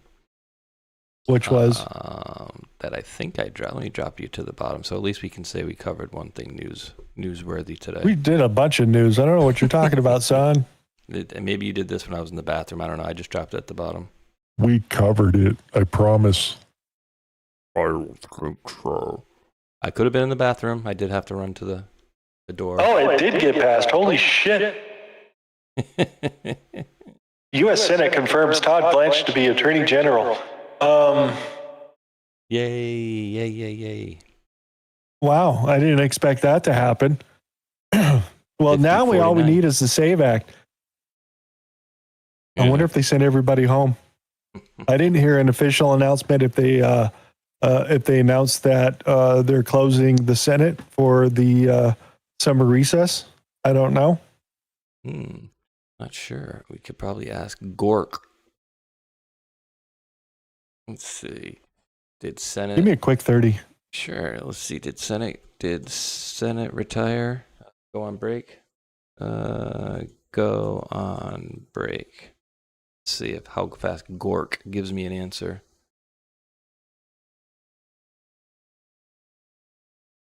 I gotta say, too, when I use this stuff, I get a much faster answer from ChatGPT, although it's not as accurate, it seems to me. The Senate has begun its August recess, also called a state work period. It adjourned at about 4:56 a.m. on Saturday, August 8th, after wrapping up final business that included the confirmation of Todd Blanche as Attorney General. So 4:56, this thing from C-SPAN was posted at 5:22 in the morning. So it looks like they posted him out at, probably 4:50 in the morning and then wrap things up. It says the chamber will hold only pro forma sessions, brief, no business meetings for the rest of August, and will not return for regular legislative votes until Monday, September 14th. Standard late summer break, which the tentative schedule has listed roughly from August 10th to September 11th.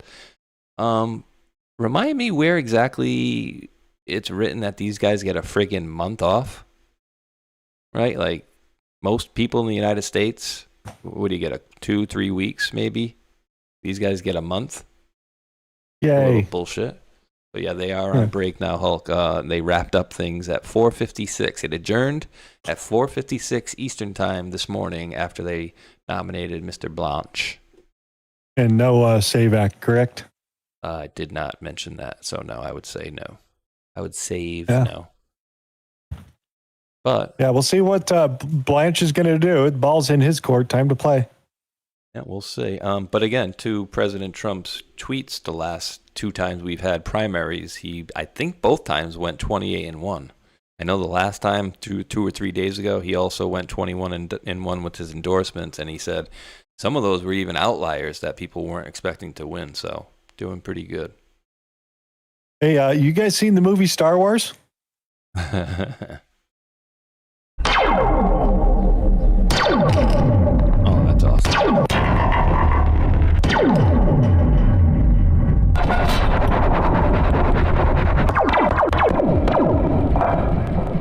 What kind of microphone is that? I don't know.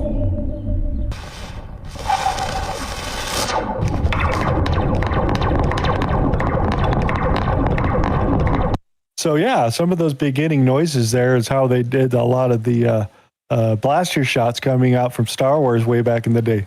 They did it just like that. I love Sound that pretty cool? sound. Absolutely. And that is certainly a strong microphone. So yeah, it seems like at the rodeo they've got a particular game over here. How well would you women do at this particular game out there? For everybody's listening to my voice out there, on finding your shoes. Do at rodeos. So I didn't think that was a thing, but yeah, throw hundreds of shoes out and go find your shoes. What do you think? Would you do it? I mean, I would try it, but yeah, you almost feel like some of them probably were cheating. Like that girl that made a beeline right for her thing, she was probably scoping the thing the whole time. Like where did she put her shoes in the back of the truck and where that person was? You know what I mean?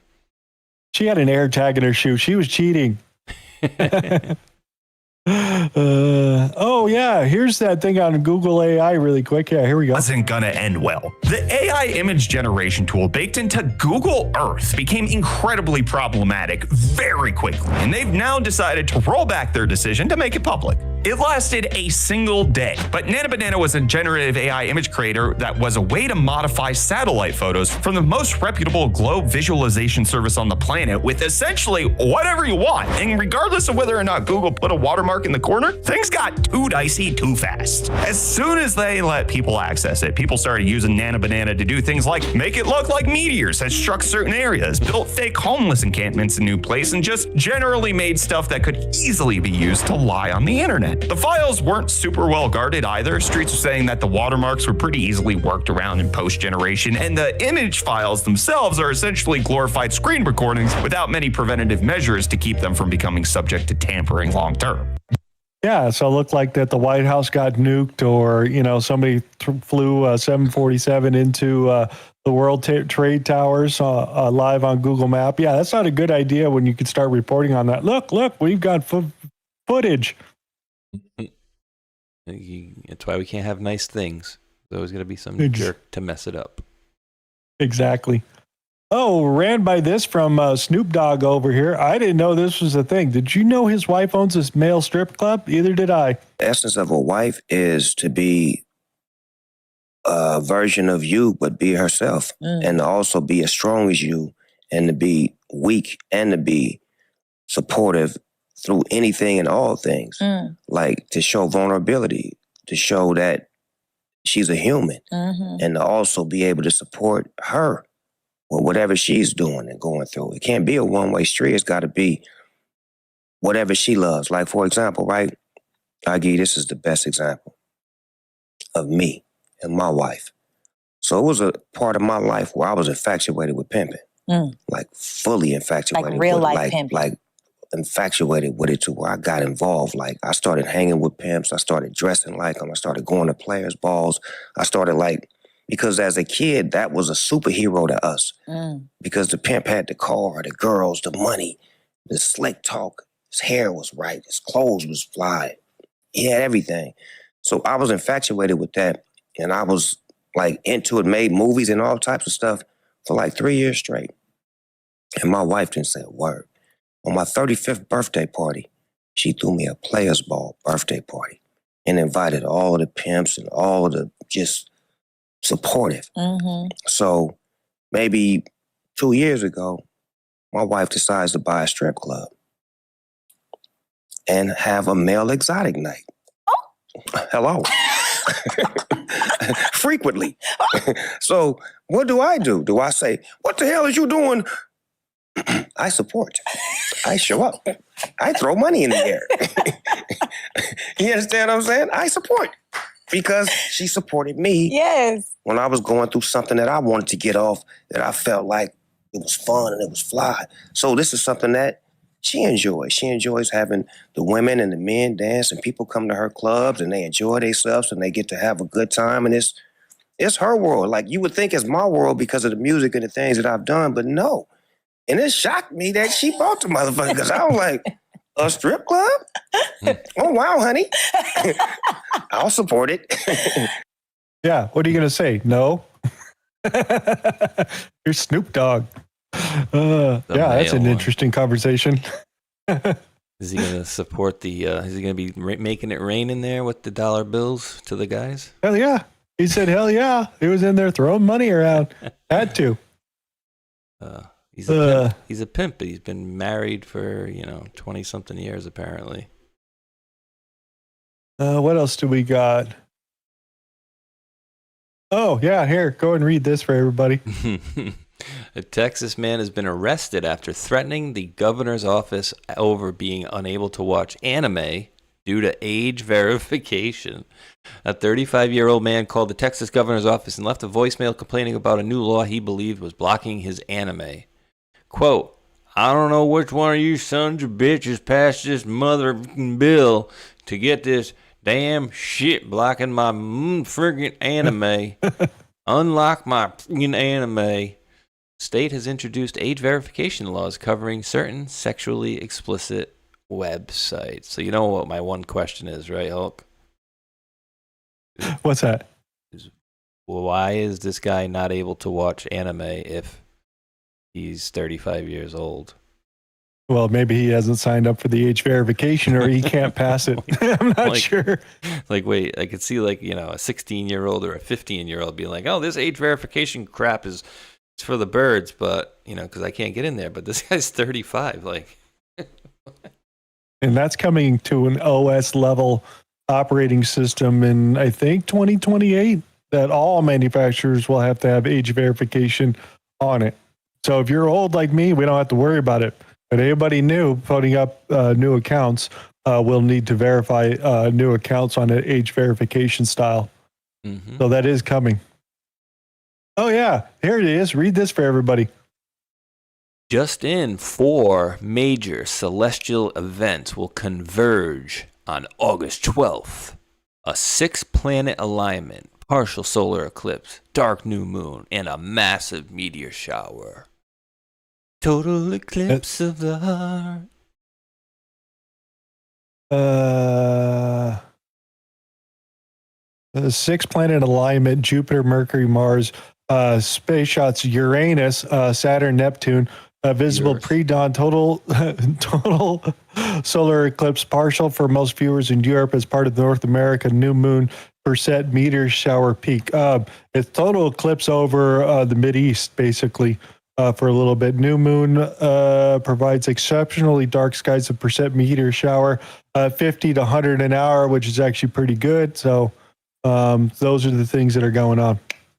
And the whole 7 seconds of anti-gravity, I guess. I haven't heard that part, but that's what I associated to. Now, when's the last time this type of alignment happened? I have no idea. You have to do more searching for that. Oh yeah. You want to see a really cool, awesome Corvette that hardly ever exists and most people don't know exists? You ready?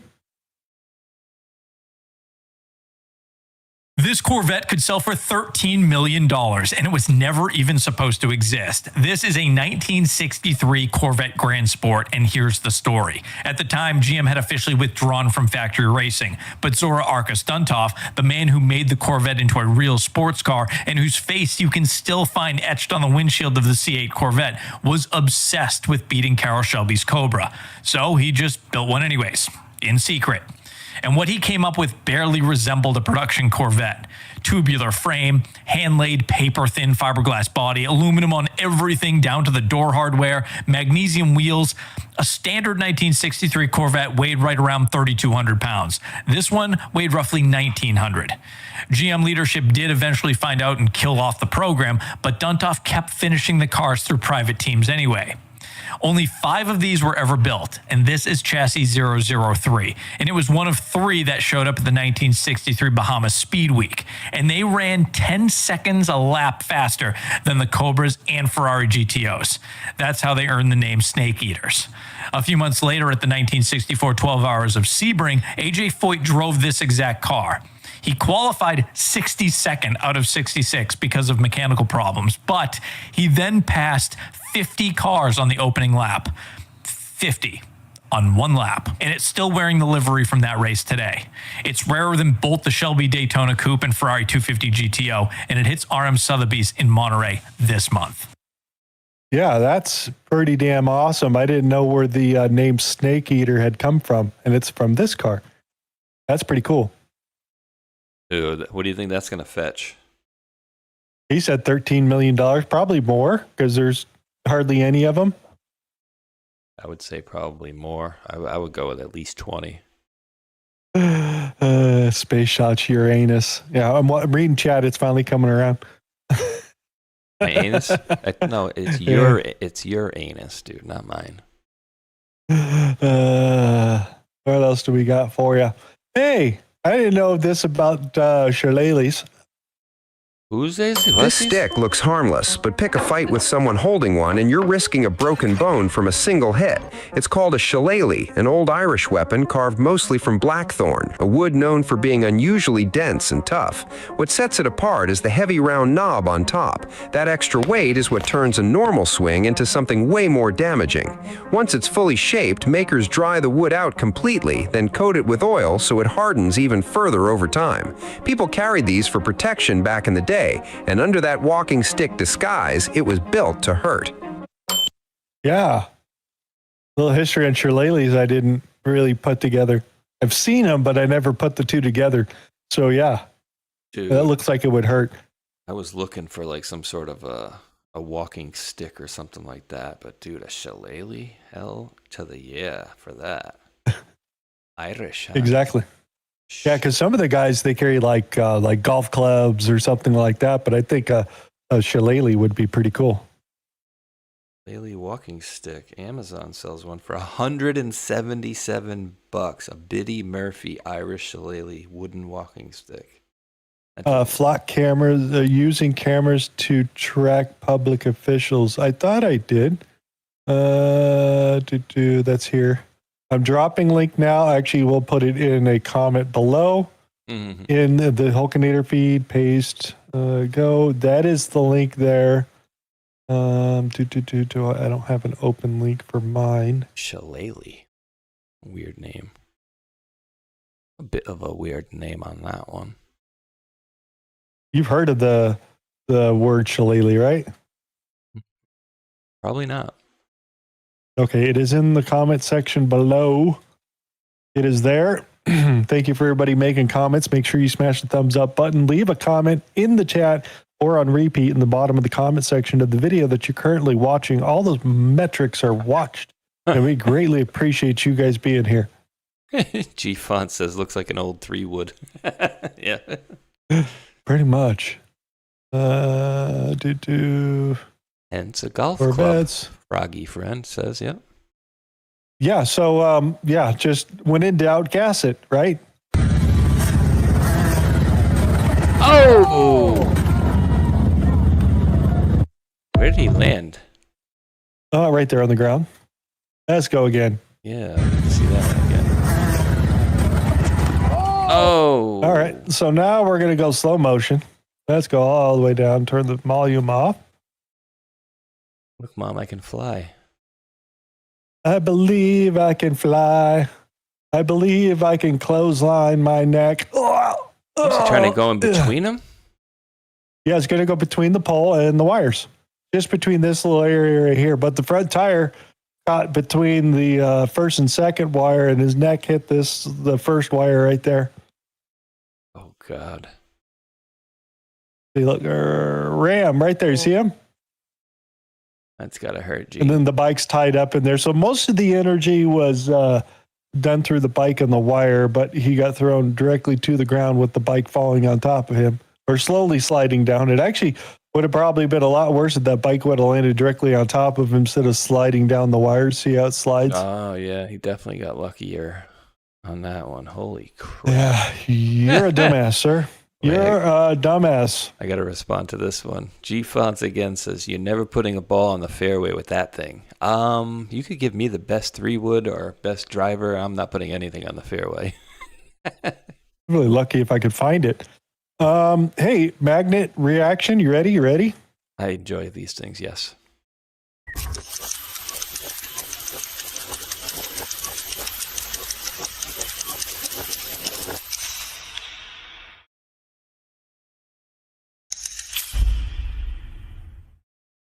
That's a. I just thought it was cool. I thought it was cool. It's AI made. How about this one? Do you think this is AI made right here? Happens quick. Everybody watching? Here we go. Right around the corner. Oh my God. I have to put it down. Yeah, just stand it up. Right around the corner. Right around the corner. Damn. I didn't think that guy thought that was a good idea. After that, Yeah. hey, let's get into the pin with the really bad sheep that attacks people, and we're to a viral video. Hope he had his back brace on for that one. Jeez. If he still got one. What else do we got?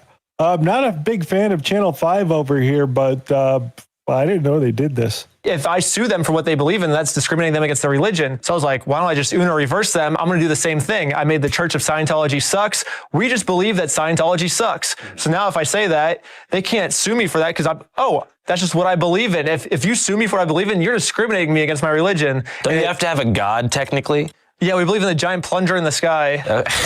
Well, we were like, if they can believe in a giant alien in the sky that a science fiction writer, like a science fiction writer wrote about it, it should be obvious that it doesn't exist. Yeah. So I was like, I'm going to make something even more blatantly obvious it doesn't exist, like the giant plunger in the sky. I think that was based off like the Area 51 thing when, I think you were there when we did the giant plunger thing. I like led the raid with the plunger. And yeah, dude, that's the first time that we met. Is my only tattoo I have is the plunger cross. Hell yeah. I did a really bad job. We did like a prison tat where you like dip a needle in ink and stab yourself. So I did a really bad job. It's like the worst tattoo in the world probably, but. Yeah, I think it's pretty legendary given the backstory. Yeah. So you told me that was your first video, the Area 51 raid? I think so. I mean, I had a couple of videos before that, but they were all just like slackline videos.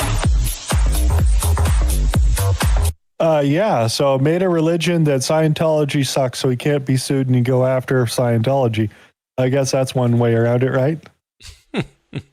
It's wild to me, dude, because I've been in Clearwater, Florida. And I know we have a couple of folks in the chat that are in that area, and they've probably seen in downtown Clearwater, you know, where the business buildings are, them walking around, kind of like the Jehovah's Witnesses would around here. But I don't know. I've never seen do they knock on doors like Jehovah's Witnesses do and stuff like that? I don't know if they do that or not, but I know they have quite the outfit there. The woman from King of Queens, she did a series, I think it was on History Channel, of her leaving and how she was harassed, and to the point where like they have their own security firms and they screw with people big time. Exactly. What else do we got here? Oh, yeah. How many of these could you get, Mr. Spaceshot? You ready? Right, let's do it. Picture at the top. You ready? Right. Okay. All right, what is this one? Oh, boxing. Put it out in chat as soon as you see it. Punch the road. Punching the. It's a long road ahead. It's a long. What is it, walking Spaceshot? on the road. Fighting the road. Fighting each other. Boxing on the road. Jogging down the road. Big guy. Big. You're very close. Who's close? Running down that. Running down the highway. Life is a highway. Life is a highway. Beat Street. What do you think it is? Huh? Beat Street. Away. No. Fight it head on. Fight or flight.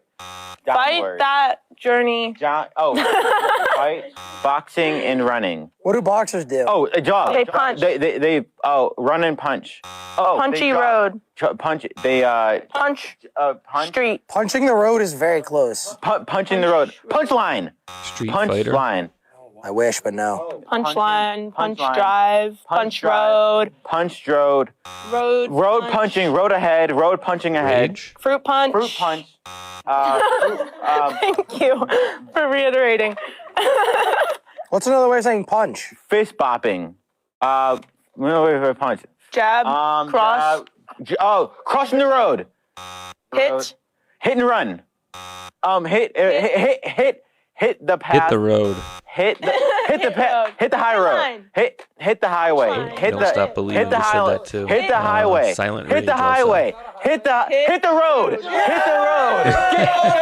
Good job. Let's go. I like your one that you said the other one before. What'd you say? Beat Street. The one before. Yeah, Beat Street or something. I just thought that was pretty good. Road Rage. Coachella put down Road Rage. We had a few of them over here. Street Fighting, Darling USA. The first one on my Street side. Fight. The first one on my side to get it was TL. Was it? Hold on. TL Spud on Rumble says hit the road, and then Life is a Highway. Peggy Dancer, Hit the Road. Silent Rage. Hit the Road. Don't Stop Believing. Punch Drunk. I was like, damn, yeah. You guys are all coming up with great ideas out there. Teasers.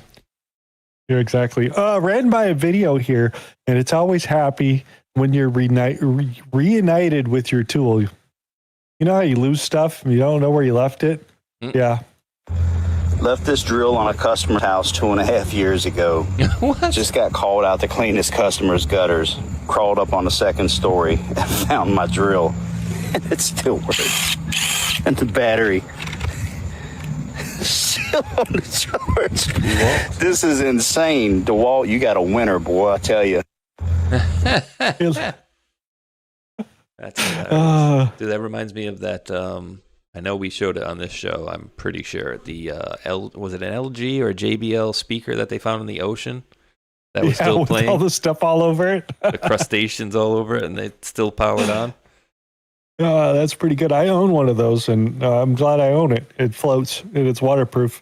So I don't have to worry about it. Pretty pricey now. I was impressed. Too. If you get JBL, it's the big ones are $240, $250. Well, no, I got the other one's like $160. It's the 5 or whatever it was. It sounds fine to me. I didn't go for the super duper big one. It's one step below the super duper big one. I didn't want to spend that much money. Go out in some area. Don't need that much audio, but it works pretty good. Hey, I ran by this video of probably the most video I've ever seen of people smoking motors. This is what I would consider people that have way too much money on their hands and don't know what they're doing. I think this is the group that happens to be in the Mideast, Saudi Arabia, whatever, by these big giant super trucks with revving motors and those types of things. And I can't believe how many motors I just saw just being fucking burnt to the ground. You ready? Ooh, certainly.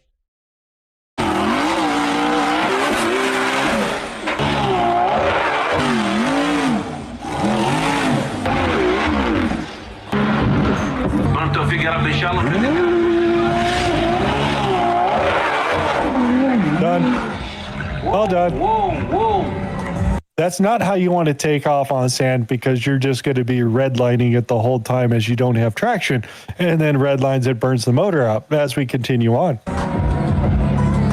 سيارات سيف من اسرع السيارات من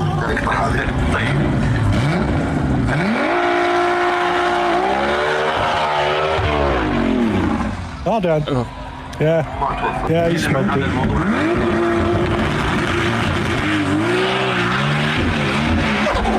Done. There's another one. كان من البداية جايبين بصورة وايد هو قاعد يحاول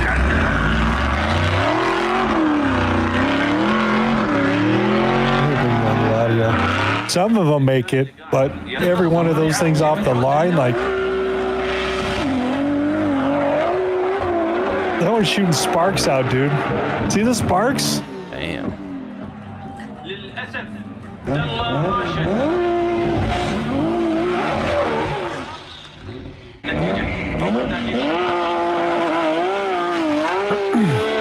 Guess they figured that was the best model to do it with.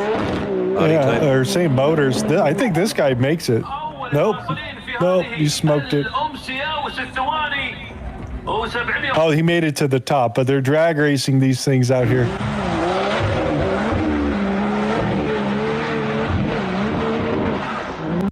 So some make it, some don't, dude. But that's, yeah, you smoke 3 expensive motors right there. You have to clean the sand out of your butt crack and your ears and your nose and your eyes later. Yeah, why is the beach so sandy? Speaking about motors, yeah, let's just have a contest. Who's got the loudest motor?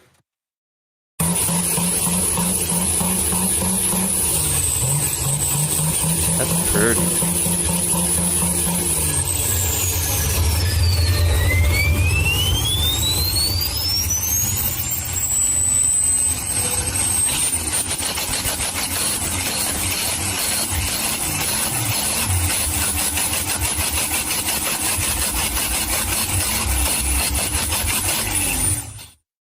So they're ever going to put those in vehicles? Nope, that's not the idea of the competition. It's looks and sound. In Thailand. Modify diesel engines on stands in the middle of the street just to compete over who has the loudest sound and the highest turbo pressure. That's it. So yeah, there's I don't know where to put it. Yeah, I'll throw this story out. I thought this was interesting. There as stuff changed. Yeah, since they're in a totally different state. So yeah, that's your story about what happened with this particular lady, which I think is, I don't know. I don't even know where to put this. Who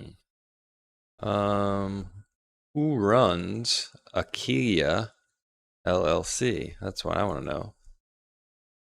Out of Virginia, right? Mm-hmm. Let's see what Fast Super Gork says. Thinking about my request, blah, blah, blah, blah, blah. Sewing Box's most recent year award was $126,000. But that's for 5 years, with a maximum ceiling of $1.69 million. So 5 years, it would have been $600,000 roughly. Yeah, so, $800,000. Yeah. Big difference. So yeah, they're going to charge double. Huh. No exact match for Aquila LLC. Only clear as Akia, yes. Based in Woodbridge, Sterling, Virginia area. And managing member, co-founder Todd J. Kelsey. Been publicly identified as the company materials, news coverage, records as a key person running it. Earlier registered agent listing also names him. Maybe we can make a big deal about this and make it a big story and get that woman her contract back.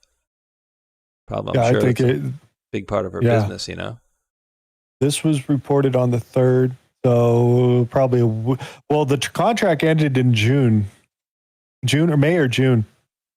What's that name? Not and what? The name of that? Who? The Sewing Box is the name of the location. Oh, not in regs. Okay. Nap. It's a federal contractor already. There's tactical equipment, organization clothing, protective gear. So they already make a bunch of shit already.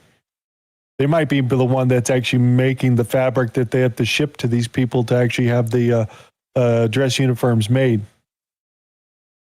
So just things to think about. More detail. You ready for a funny? Another funny?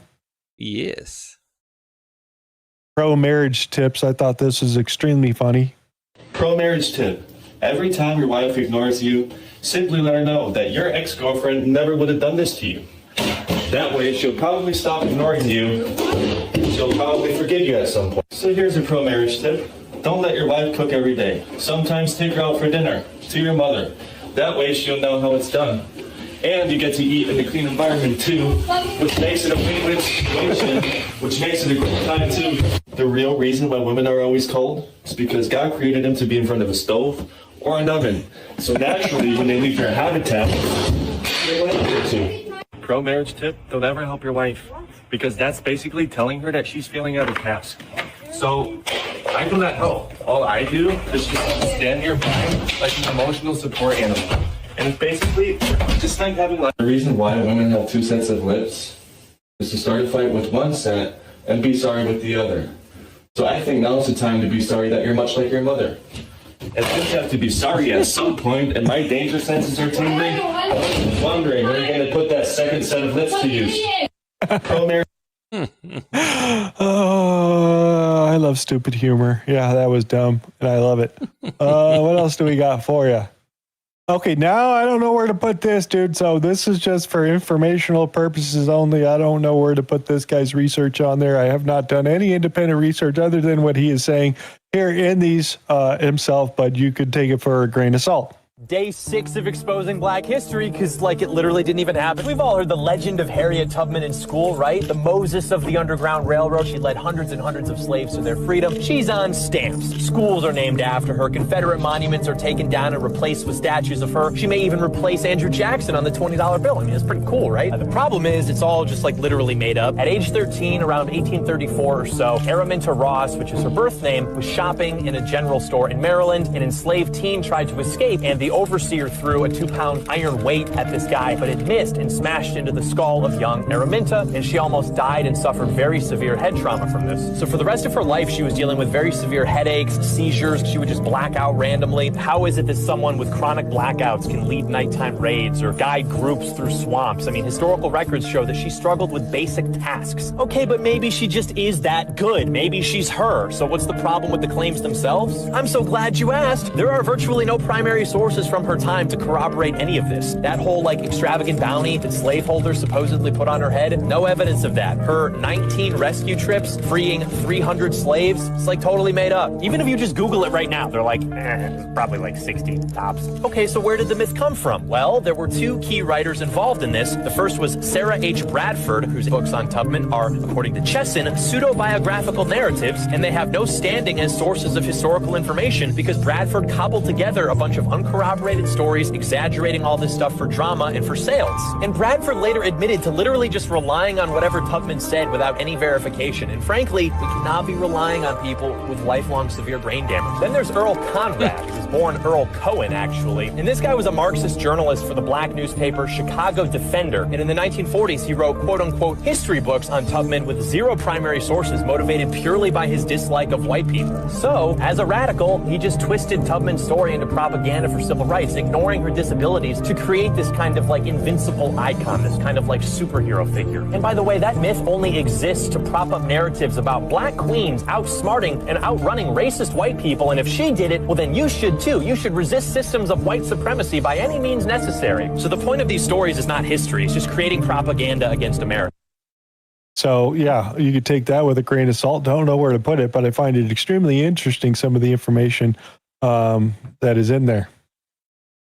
His story. History. And the comment is, story.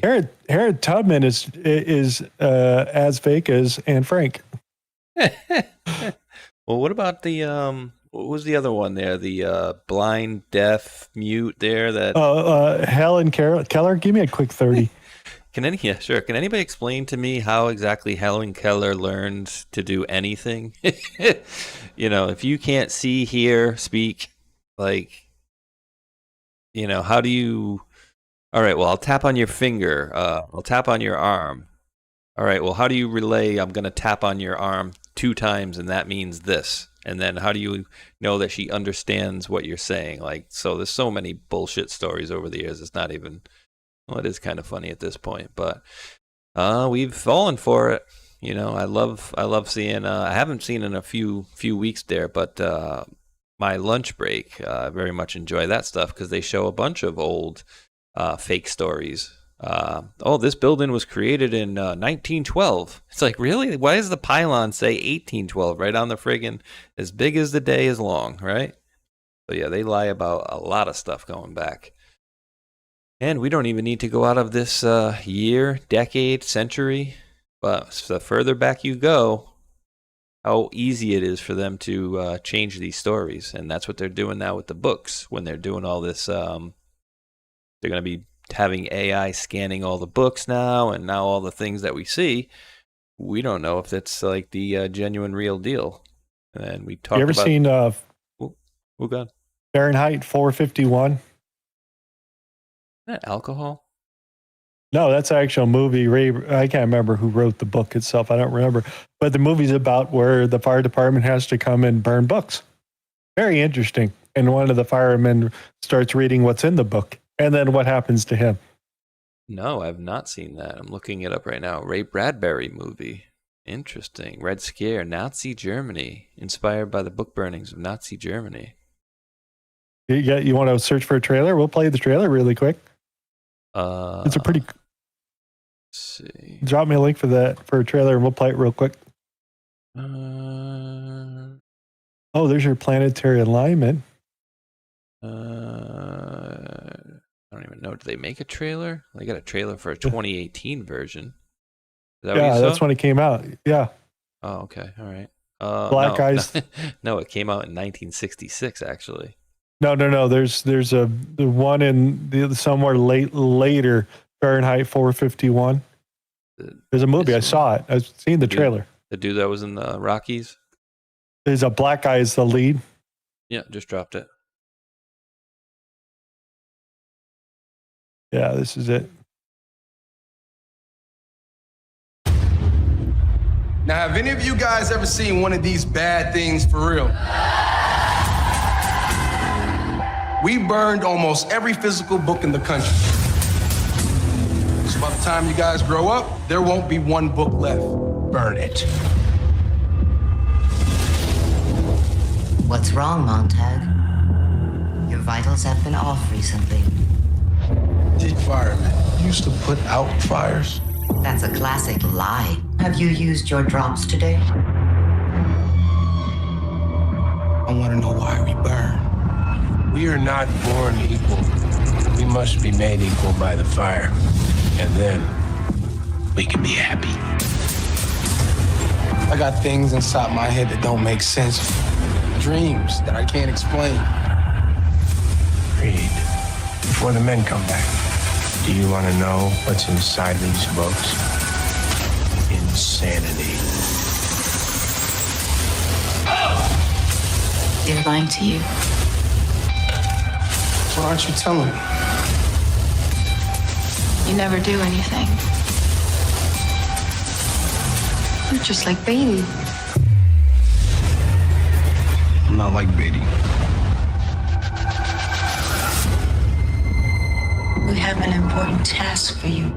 If anybody sees me, I'm dead. The danger is real and immediate. We need to get ahead of it. What if I tell these people what you do? Words are a terror, son, I know.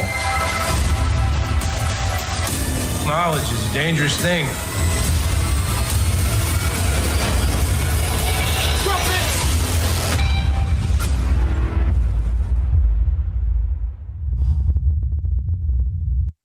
Yeah, it's a well done movie. Recommend it. I've not seen that one or the original. That was pretty good. About the only thing I could think of. I like that actor too, Michael Shannon. He's a very good actor. He was in Boardwalk Empire. Played. Yeah, dude, that was actually pretty good, dude. That was a really good show. Yeah, that dude. With, I forgot his name there. Steve Buscemi.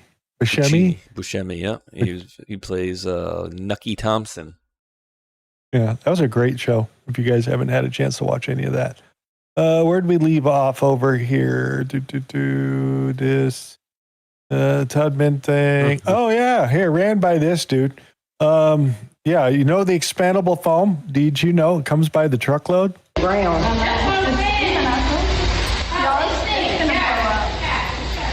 Oh, popcorn. Sorry, I'm gonna need you to move up. Brown. Oh, shit.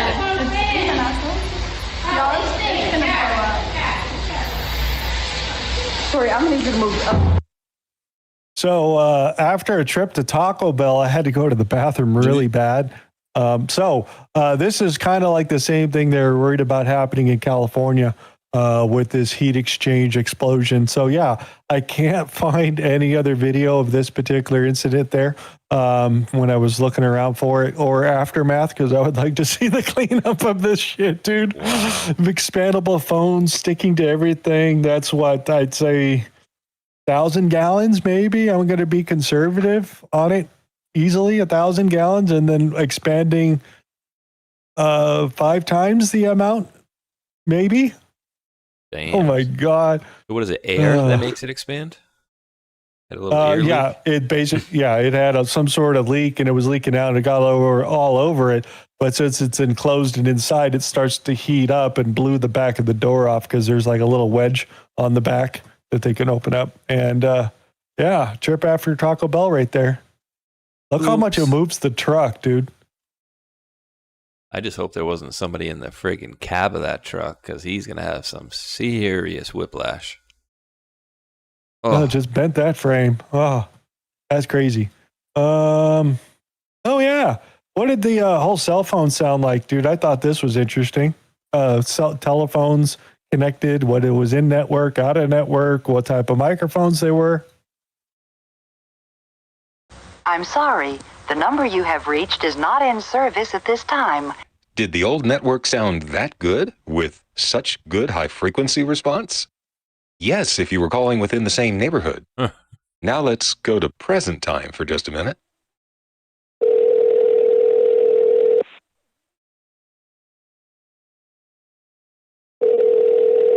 Hello again. This was recorded through the Sprint cellular network in 2019. This is the sound quality that I usually have to put up with on my everyday calls. Now, to me, this is just plain unpleasant. To make matters worse, over a connection like this, speech is so distorted that consonants are often indistinguishable, requiring me to ask people to repeat themselves. That which is newer isn't always better.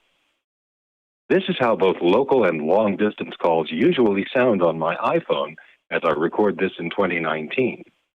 Would you like to hear how calls could sound in the 1970s?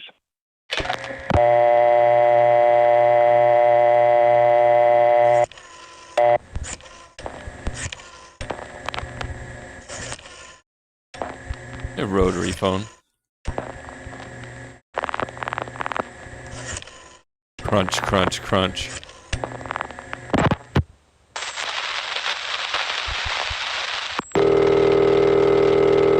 Ooh.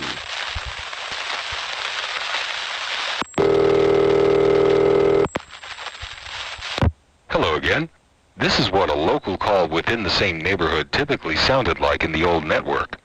Now I'm speaking through a traditional phone that has a carbon microphone, and these phones have kind of a raspy quality, but it is highly intelligible. This is how it sounds as recorded by a 1970s mid-priced cassette machine. So there's a lot more background hiss than the actual network had. In reality, it was more like this. What's interesting is that this connection has a really good high-frequency response.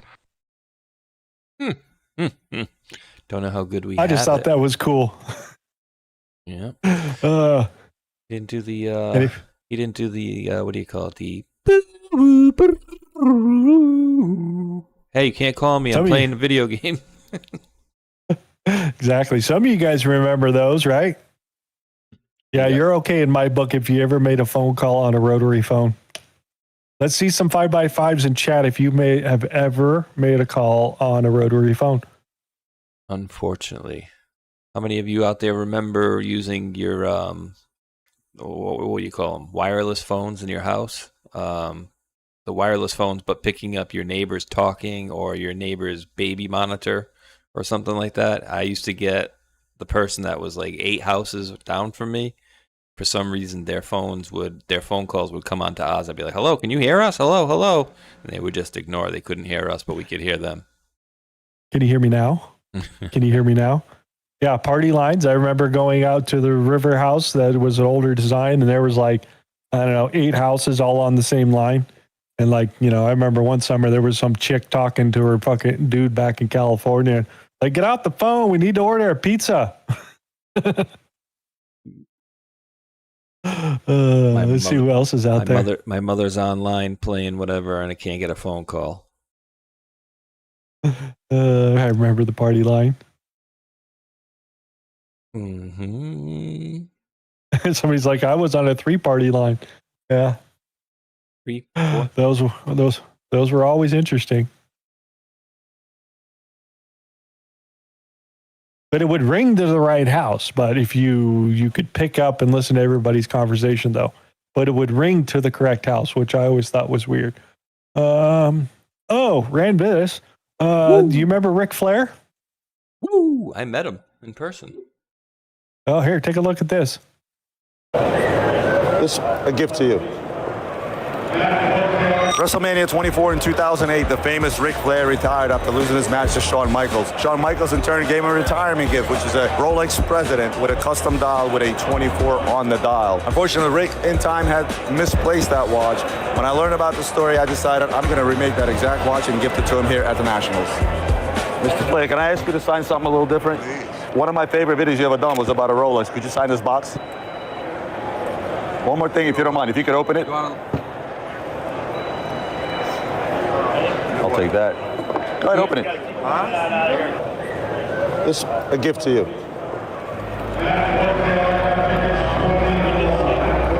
I only felt it was right for you to have that watch back.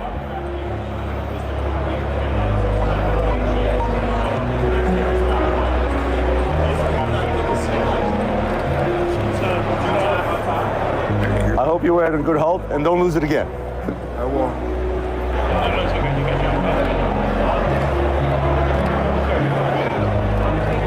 Now I'm gonna start crying. I can't. I hope you wear it in good health for many, many more years to come. I will. God. Like it? Yeah. Surprise.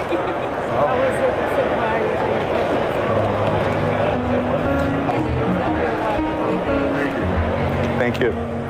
Thank you for being you. Thank you so much. Hulk's talking with his mute again. That was pretty cool to see him give back to the community. Again, give it back to Ric Flair. So that's cool.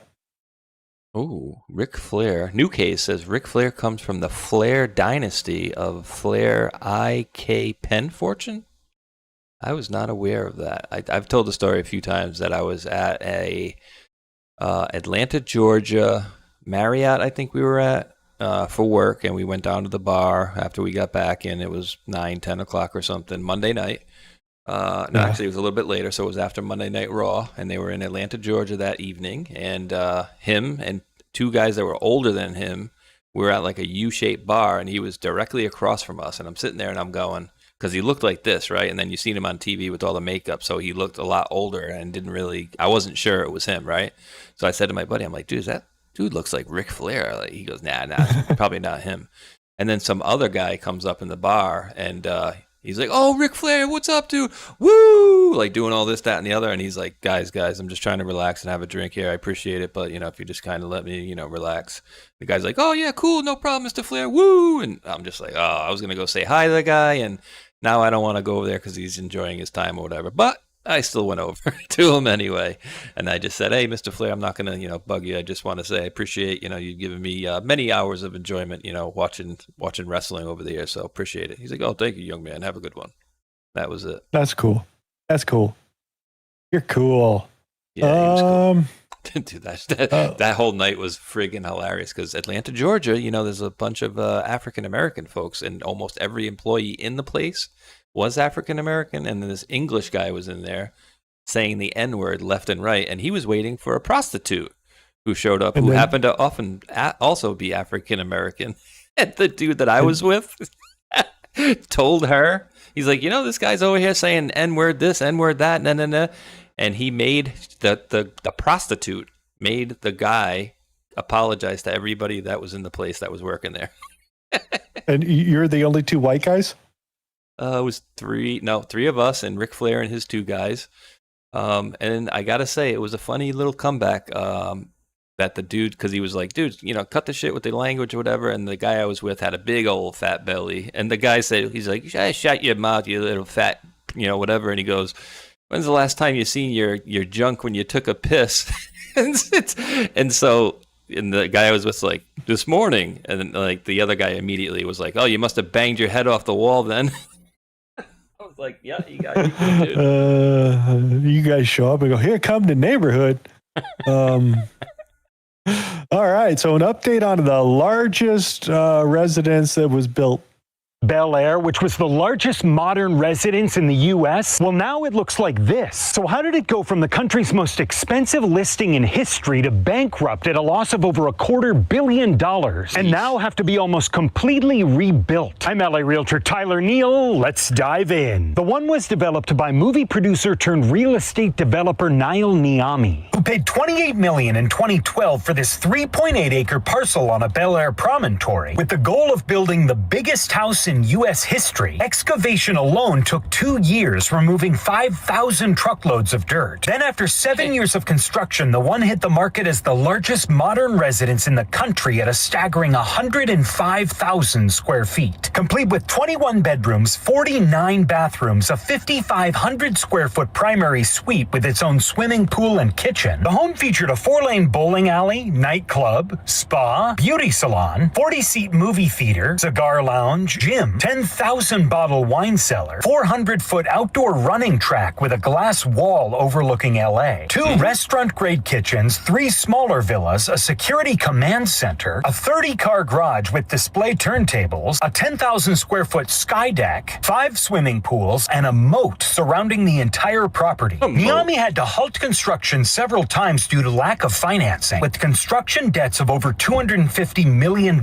forcing him to put the home on the market before it was finished for a staggering $500 million, the most expensive residential listing in U.S. history. But it didn't sell, and things went from bad to worse when Niami was forced to file for bankruptcy and foreclose on the property, which then went to bankruptcy auction. And although thousands were interested worldwide, only 5 anonymous bidders actually participated, and the highest bidder, Fashion Nova founder Richard Sagian, won the home for $126 million. To this day, the most expensive home ever sold at auction in U.S. history. But Niami, who lost $44 million of his own money on the project, didn't comply with LA City building codes during construction. And when Sagian took ownership, the home was ridden with leaks, cracked marble, incomplete plumbing, and myriad zoning violations. So ever since, Sagian has spent years and tens of millions of dollars finishing construction and bringing the property up to code. But as of 2026, it remains incomplete and still without a certificate of occupancy. So 14 years after construction first began, the largest modern home in the U.S. is still under construction. Would you have bought the one? Let me know in the comments. Damn, that's a lot of money. Throw down the hole. $1.5 billion.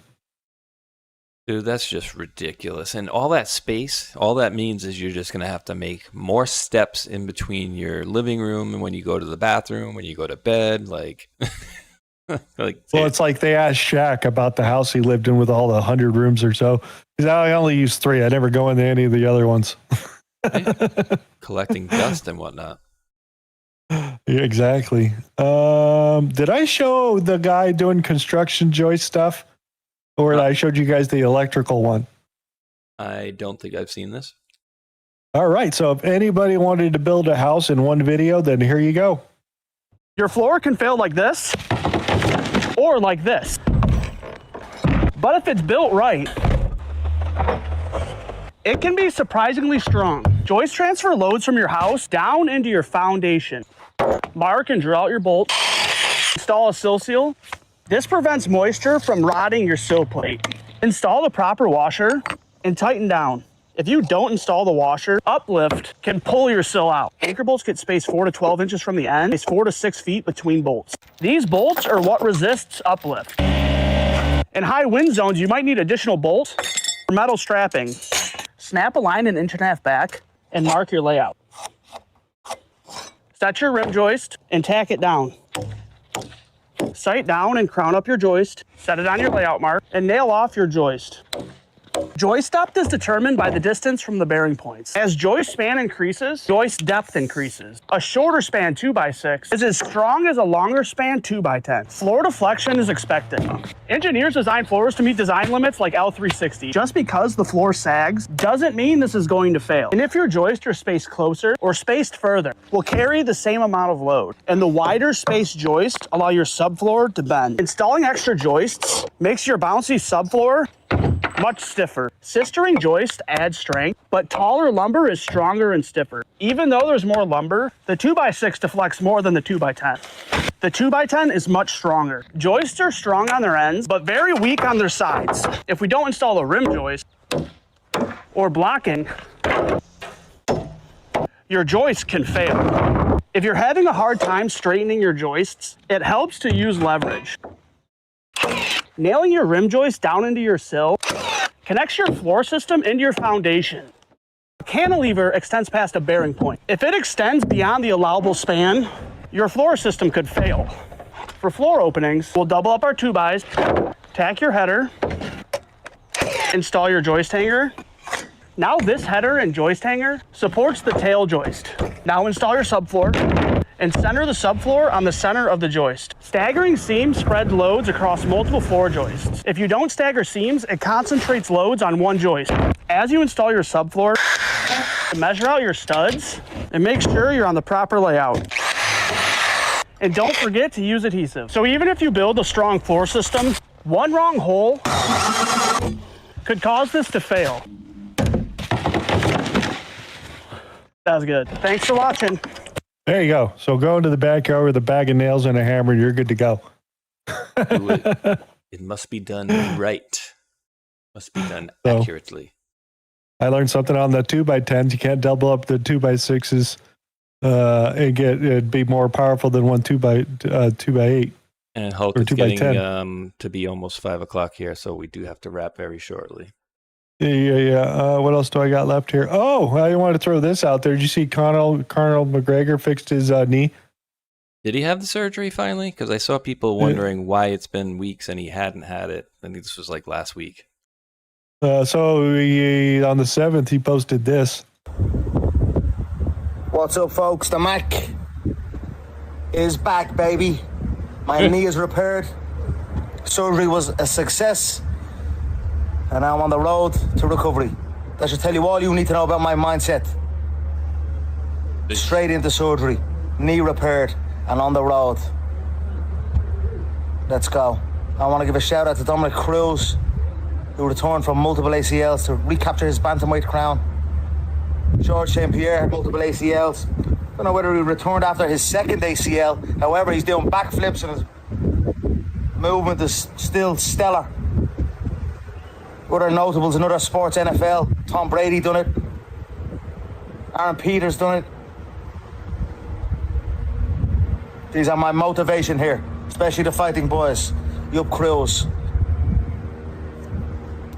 Yeah. Unstoppable, baby. With one leg. My mindset is unstoppable, unbreakable. Except the ACL. I'm going to do something about this hair. I'm not sure just what yet. But stay tuned, folks. Yeah, I love you all. Mac Energy is available now on Amazon. Yeah, so what do you think? I don't think we're going to see him back in the ring. I think he probably will come back for one fight because you don't want to have your last fight look like that. Plus, he's a cash cow. Even though he hasn't won, I think he's lost his last 4 fights in the UFC, or maybe it's certainly 4 out of his last 5 fights. He's still the biggest draw. So no matter who they put him on, they could put him on versus a piece of paper, and he's going to break records because you have all these Irish folks that come over and buy up almost every one of his events are always sold out, and they break records. Even the last one there broke a record as well. So that for that reason alone, I think he will be back. But he's never gonna mark my words. Don't mock my words, but mark them when I tell you he will never have a UFC championship again, and he will not. I don't think he will even ever be ranked in the top 5. Wow. Yeah. That's pretty cool. I think we should cut it there, right? Go do some Dominion voting. Yeah, true. But you had mentioned I think you had said, and I thought he was younger. I said 36, but you had mentioned you thought he was maybe 39 or 40. I thought. Remember we were. Before that last fight, and I think you were more correct. Right. I think you were more correct that he was older, wasn't he? Than I thought he was. Let me see. I'm not sure. You'd have to go check. Age 38 years old. So yeah, the older you are when you have these injuries, the worse it is to come back from, and then you have to think about motivation. Some people are thinking, oh well, he doesn't have money anymore, so now he needs to do whatever he can to make more money, and then. We'll see how it goes down, but he's allegedly Mr. Christian all of a sudden, and hopefully that's true, and hopefully he stays down that path. But he does. I've seen this story play out like 3 times already. The Mac is back. Like I've seen that same type of video like 3 times. This is like the 3rd time. The Mac is back. I'm fully devoted now. I'm not doing the drinking anymore. I'm doing clean and narrow. But the new thing this time is the Christian angle. I have not seen him talk about that in the past. Yeah, I guess he's not running for president for Scotland anymore. He hadn't talked about that in a while. So if I'm going off purely off of votes over there, where is it relevant with the likes? With the likes, we got Michael Jackson with some Billie Jean. Is where we're at so far. Dude, did you ever hear the story about that? About the stalker? Yeah. The Billie Jean was the stalker? dude, I just heard about this the other day for the first time. I don't know if maybe one of you guys dropped a story for it or whatever. But apparently, I remember that story. Yeah. She's just a girl that says, I'm the one. And so apparently the video that I saw, the guy says, well, apparently all these, tons of women out there would be outside of Michael Jackson's house and saying, oh, you're Michael Jackson's girlfriend? So am I. Like, how long have you been dating Michael for? Like, and so apparently she was a pretty vicious stalker. And I had no idea about this at all, dude. Exactly. Wow. Until about a week ago. So I get some thank yous, and I'm sure you have some thank yous as well over on Rumble and the pilled side of things. But I already thanked Mr. G Fonts there for the stock tip. Mr. Randall Crow over there on YouTube dropped a $5 Rumble super chat. Sorry about that one there. Mr. News Trees, and thank you, Dave, dropped off or gifted 10 subscriptions to the channel. Appreciate you, brother. And then Mr. D Starboy gifted out a subscription over here on Rumble as well. You are all greatly appreciated as well. Now, Hulk, I don't know if you're able to do a Rumble wallet today. I'm not, so I could raid you, but I'm not going to be able to do one either way. So I could just raid into you, and if you can, we can do it like that. It does show one there for me, but... Does it show two, though? Because one of them's more than 500. It shows one single one. Then, yeah, you won't be able to do. You could do a regular one, though. Yeah, but I'd need a lot more people. So I don't know if you want to raid into me. We'll do it that way or what? Yeah, that's what I'm saying. Like the raid will work in that fashion. So, all right, go thank your friends. I'll come back into Discord in about a minute and a half, 2 minutes while you're thanking your pilled side of things. Okay. Oh yeah. We're just going to show them really cool for everybody that's watching my stream, and we're just going to go right into it because we didn't get defeated in there. And I'll hit all that other stuff really cool. Any Lionel Richie fans out there, guys? How about a grandson and Lionel Richie singing together in the same song?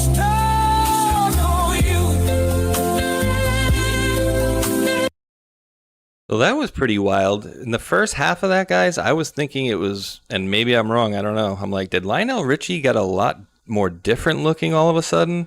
But that was a really good rendition. So whoever that guy and his grandson is definitely has a great voice. So I am, as we just mentioned, going to raid you guys over there. I'm putting in the thing here. I think you got the final song, but I started that message a couple hours ago, and I just dropped it in there now. So go vote for your final song. Don't forget to vote. And let me put it back in here for everybody on the YouTube and on the Rumble side of things. So I'm going to raid into Hulkanator, guys, and I'll see you over there. I'll see you over there in 1 minuto. Thank you to the mods as usual, and all of you wonderful world patriots. I and Hulk do appreciate each and every one of you guys for tuning in. And until that next one, tomorrow, 1 p.m. Eastern, thumbs up, like, and subscribe.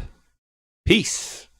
For we are opposed around the world by a monolithic and ruthless conspiracy that relies primarily on covert means, on infiltration instead of invasion. You have all the money in the world. You have all the power you need. What's the point?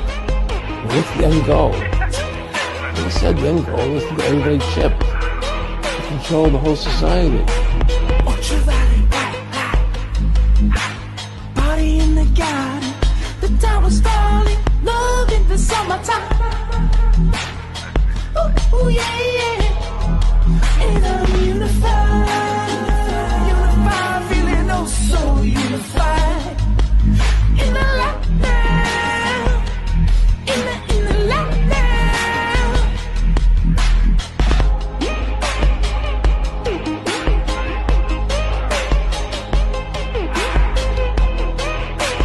I know he's your friend, but I don't care. Every day, it's a gift. That's why we call it the best.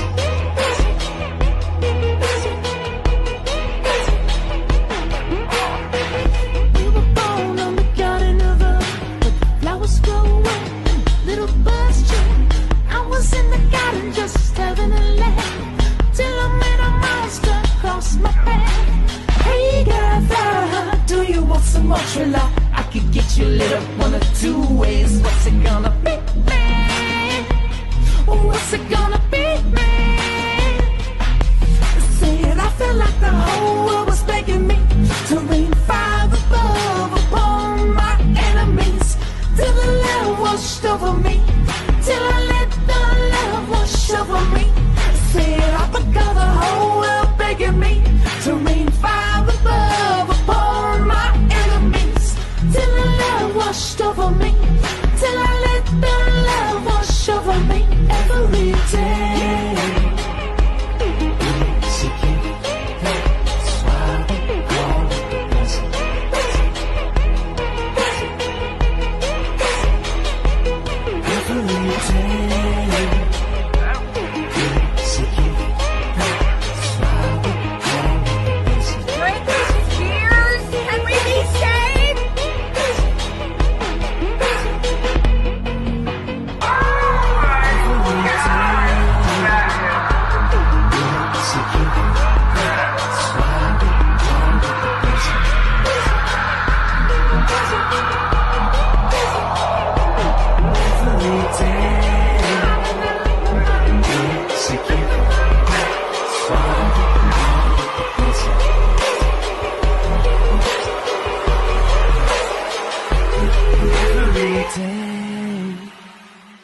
Is a gift.